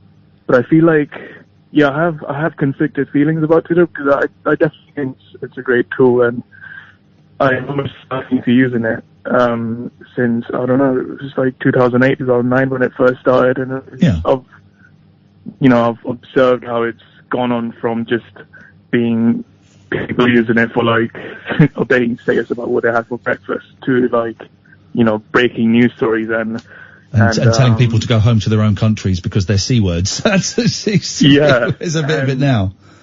And the Orange Nightmare in the White House, making foreign policy on it. So it's the whole spectrum of how it's sort of changed from 0 to 100. So, but yeah, that was a nice thing to sort of look back and say, hang on, it's possible to sort of get carried away in there. And I think it's really important for people to sort of bear that in mind. Have you read John Ronson's book, So You've Been Shamed? So You've Been Publicly Shamed. Have you read that? No, that's great. It's a really good book, and it's about Twitter pylons. If you boil it down to its essence, it's about the impact of people who have been the victim of Twitter pylons and how it's impacted their lives and how the different ways that they have dealt with it. And Katherine reminded me of it today because she tweeted about it, and it's a really interesting book. And you're right, and thank you for reminding me because I forget that Twitter is actually amazing. What was the title again? It's called So You've Been Publicly Shamed. Right. And it's by John Ronson, R-O-N-S-O-N. Really good book. You can probably get it for a couple of quid now because it's a couple of years old. But I'd forgotten that Twitter is amazing. Twitter is an amazing invention that we can communicate. Oh, hang on. Is he gone? What's going on? What happened there? I think we lost him. Okay, that's fair enough. The Twitter is an amazing invention. Right? It's an incredible invention. But I think he's just called back. Jay, is that you? Hello? Hello, who's that? Andrew. Hello, Andrew. I thought you were Jay. I do apologise. What can we do for you, Andrew? Since you and Cass have been together since the BBC Three Counties. Yes, sir. Three Counties. What is your best time on the radio together? What do you remember? What's the best time? Our best memory. Or whatever. Yeah. Together. And it has to be with Kath, right? I can't. Oh, shut up. Of course it's got to be with Kath. All right. I'm just thinking if I could talk about Eloise or Agent Chris or someone. Or Davis. No, 'cause since you've been on Three Counties, you and Kath, I've listened to you when back in the day, Three Counties. And I've heard some great stuff, but since then, what's been the best time, best call or best time you've had together? Do you remember when we set fireworks off on the roof at the other place? Yeah, we got told off for it. Then you found out, like, months afterwards, when the bosses found the bits. Can it be from Three Counties? Yeah. Right, I'll tell you my favourite time is when I told a load of Christian homophobes that they were homophobic, and the shitstorm that grew around that, and it just brought me and Katherine closer together, because that day when I got a phone call saying there might be a problem, I phoned up Kath and said, this is not going to end well. This is not, we're about to get stitched up massively. And then a week later, I got the boot. But also, and it was heartbreaking, and I did have a breakdown, but at that point, I also knew I was going to come to talk radio. So it wasn't, it was that period when I knew that we were totally in the right and it was horrible and it was really upsetting, but... I remember that call. I remember that. Oh, it was nuts. I remember that. It was nuts. And I knew I was coming here and I was like 50% sure I could get Katherine here as well. And it's like, right, I'm gonna go fully and I'm gonna get you a job at Talk Radio as well if I can. And it was that, even though it was horrible, that's probably the thing I look back on, Kath. I don't know, you? It was a making of us, we didn't know it at the time. Yeah. We've had a few things like that have been really rough at the time, but actually we've come through it and we've been better off afterwards. Brilliant. I know the funniest thing. Tastes like food. Oh, God. Did you remember Taste Like Food, Andrew? Leslie. It was here. It was here. It was quite early on, so it's probably about 3 years ago. It was an old guy called Leslie, and I don't really remember it. But he said he didn't like a food that we've been talking about because it didn't taste like food. And so we then played a game where people would phone in and just. It makes no sense saying it out loud. You had to be there. People would phone in and say a food to him, and he'd go, tastes like food. Yeah, I can remember that. Tastes like food. No, it doesn't taste like food. And I don't know why, but I was howling at that. And I can't explain why, because it sounds like nonsense, but maybe we'll put, if we can dig Tastes Like Food out next week, maybe we'll put it out as a podcast. There was another one, I think there's another one back on the BBC thing. Yeah. It was and you were saying, do you drive? Jeff. Yes, I do. Oh, Jeff, do you drive? No. Do you drive? Yes. No. Do you drive? Yes. Yeah. I can't remember where it was or who it was. I remember. It was just unbelievable. It was an old guy called Jeff who'd rung up, and we knew from the moment he rang up that it was going to be a classic because he started telling us where are you from, Jeff? He started telling us his exact coordinates. We knew exactly how old he was within the first 10 seconds of the conversation. I mean, he just told us everything. The question I wanted to ask was, Jeff, do you drive fast? Do you drive fast? But he wouldn't, I'd go, Jeff, do you drive? Yes, I do. Yeah. He wouldn't let me get to the word fast or quickly or whatever it was. Slowly. It's on YouTube. If you type in Iain Lee, do you drive, dear listener, you will find out exactly what Andrew is talking about. It's very, very funny. We've had loads, we're so lucky that we've had loads of moments like that. This is our job, and we've had loads of moments like that. So, we're very blessed. I bet you love your job. Oh, man, it's the best. I get to come and show off to my best mate every night. My job is to make my best mate laugh. That's it. Because I know if she's laughing, there's a good chance that you lot will be laughing as well. And your best mate makes us laugh as well. Yeah. Sometimes intentionally as well. Isn't that funny? Andrew, it's nice to talk to you, mate. Thank you for the call. Thanks, Andrew. Cheers. There we go. I really can't think of a favourite moment. I forget things. The shows when you're not here are a real joy.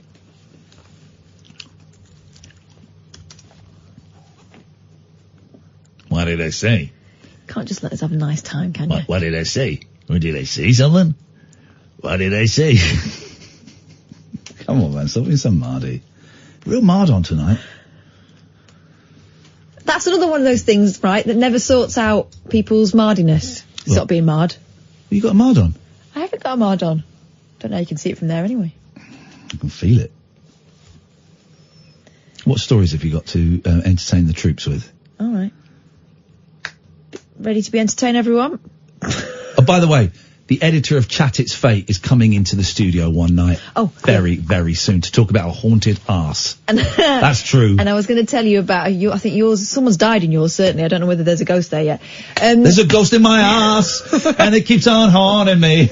Keeps on reminding me. Brittany Spanos we've got tomorrow.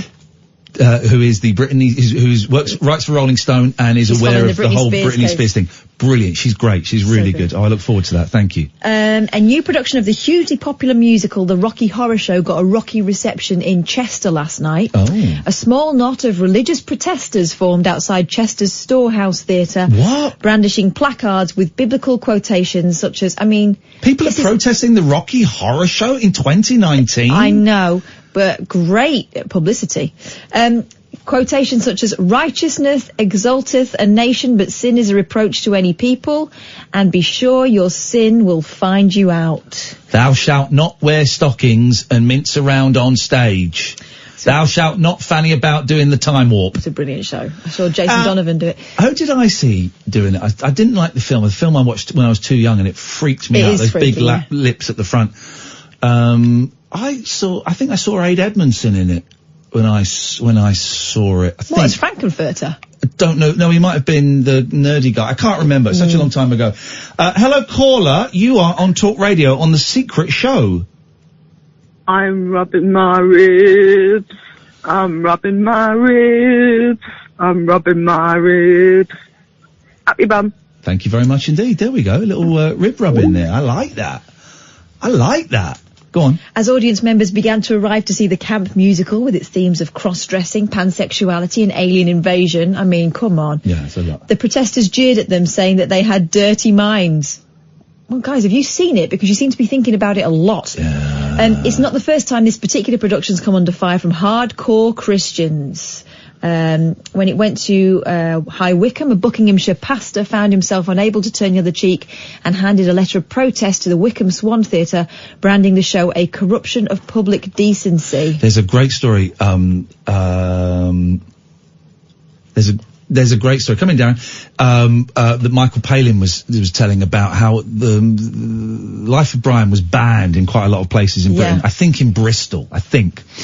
And years later, one of the actresses who'd had a small but speaking part became a local councillor for Bristol. Oh, yes. And so she unbanned the film and then invited Michael Palin down to the first ever official screening of it in this area where it had been banned for like 40 years. It's a great story. Hey man, how you doing? Hey, I'm alright, how are you? Fine, we've been doing the show via my laptop and Skype. We can close this now, thank goodness. I was wondering if you might hang around for a bit, actually. There you go. Good luck. Good luck. You got 58:30. Tell us what is happening on your show this evening, please. 58:30. Oh, good. More time to fill. Brilliant. Excellent. I don't really know, to tell you the truth. Okay. Fair because enough. I guess anything could happen. I think we're going to try and speak to a guy who swam the channel. I think that might happen. It all depends if these people have got Skype, I guess, doesn't it? See, genuinely, it's that much up in the air. It's really... This is the night that's going to make you. Really, anything could happen. Okay, you can do it. It's fine. You'll be able to do it. It's baptism by fire. That's what we all need. Yeah. Good luck. We are back tonight at 10. Thank you, Katherine. Thank you, Amy. This is Talk Radio. This is Talk Radio.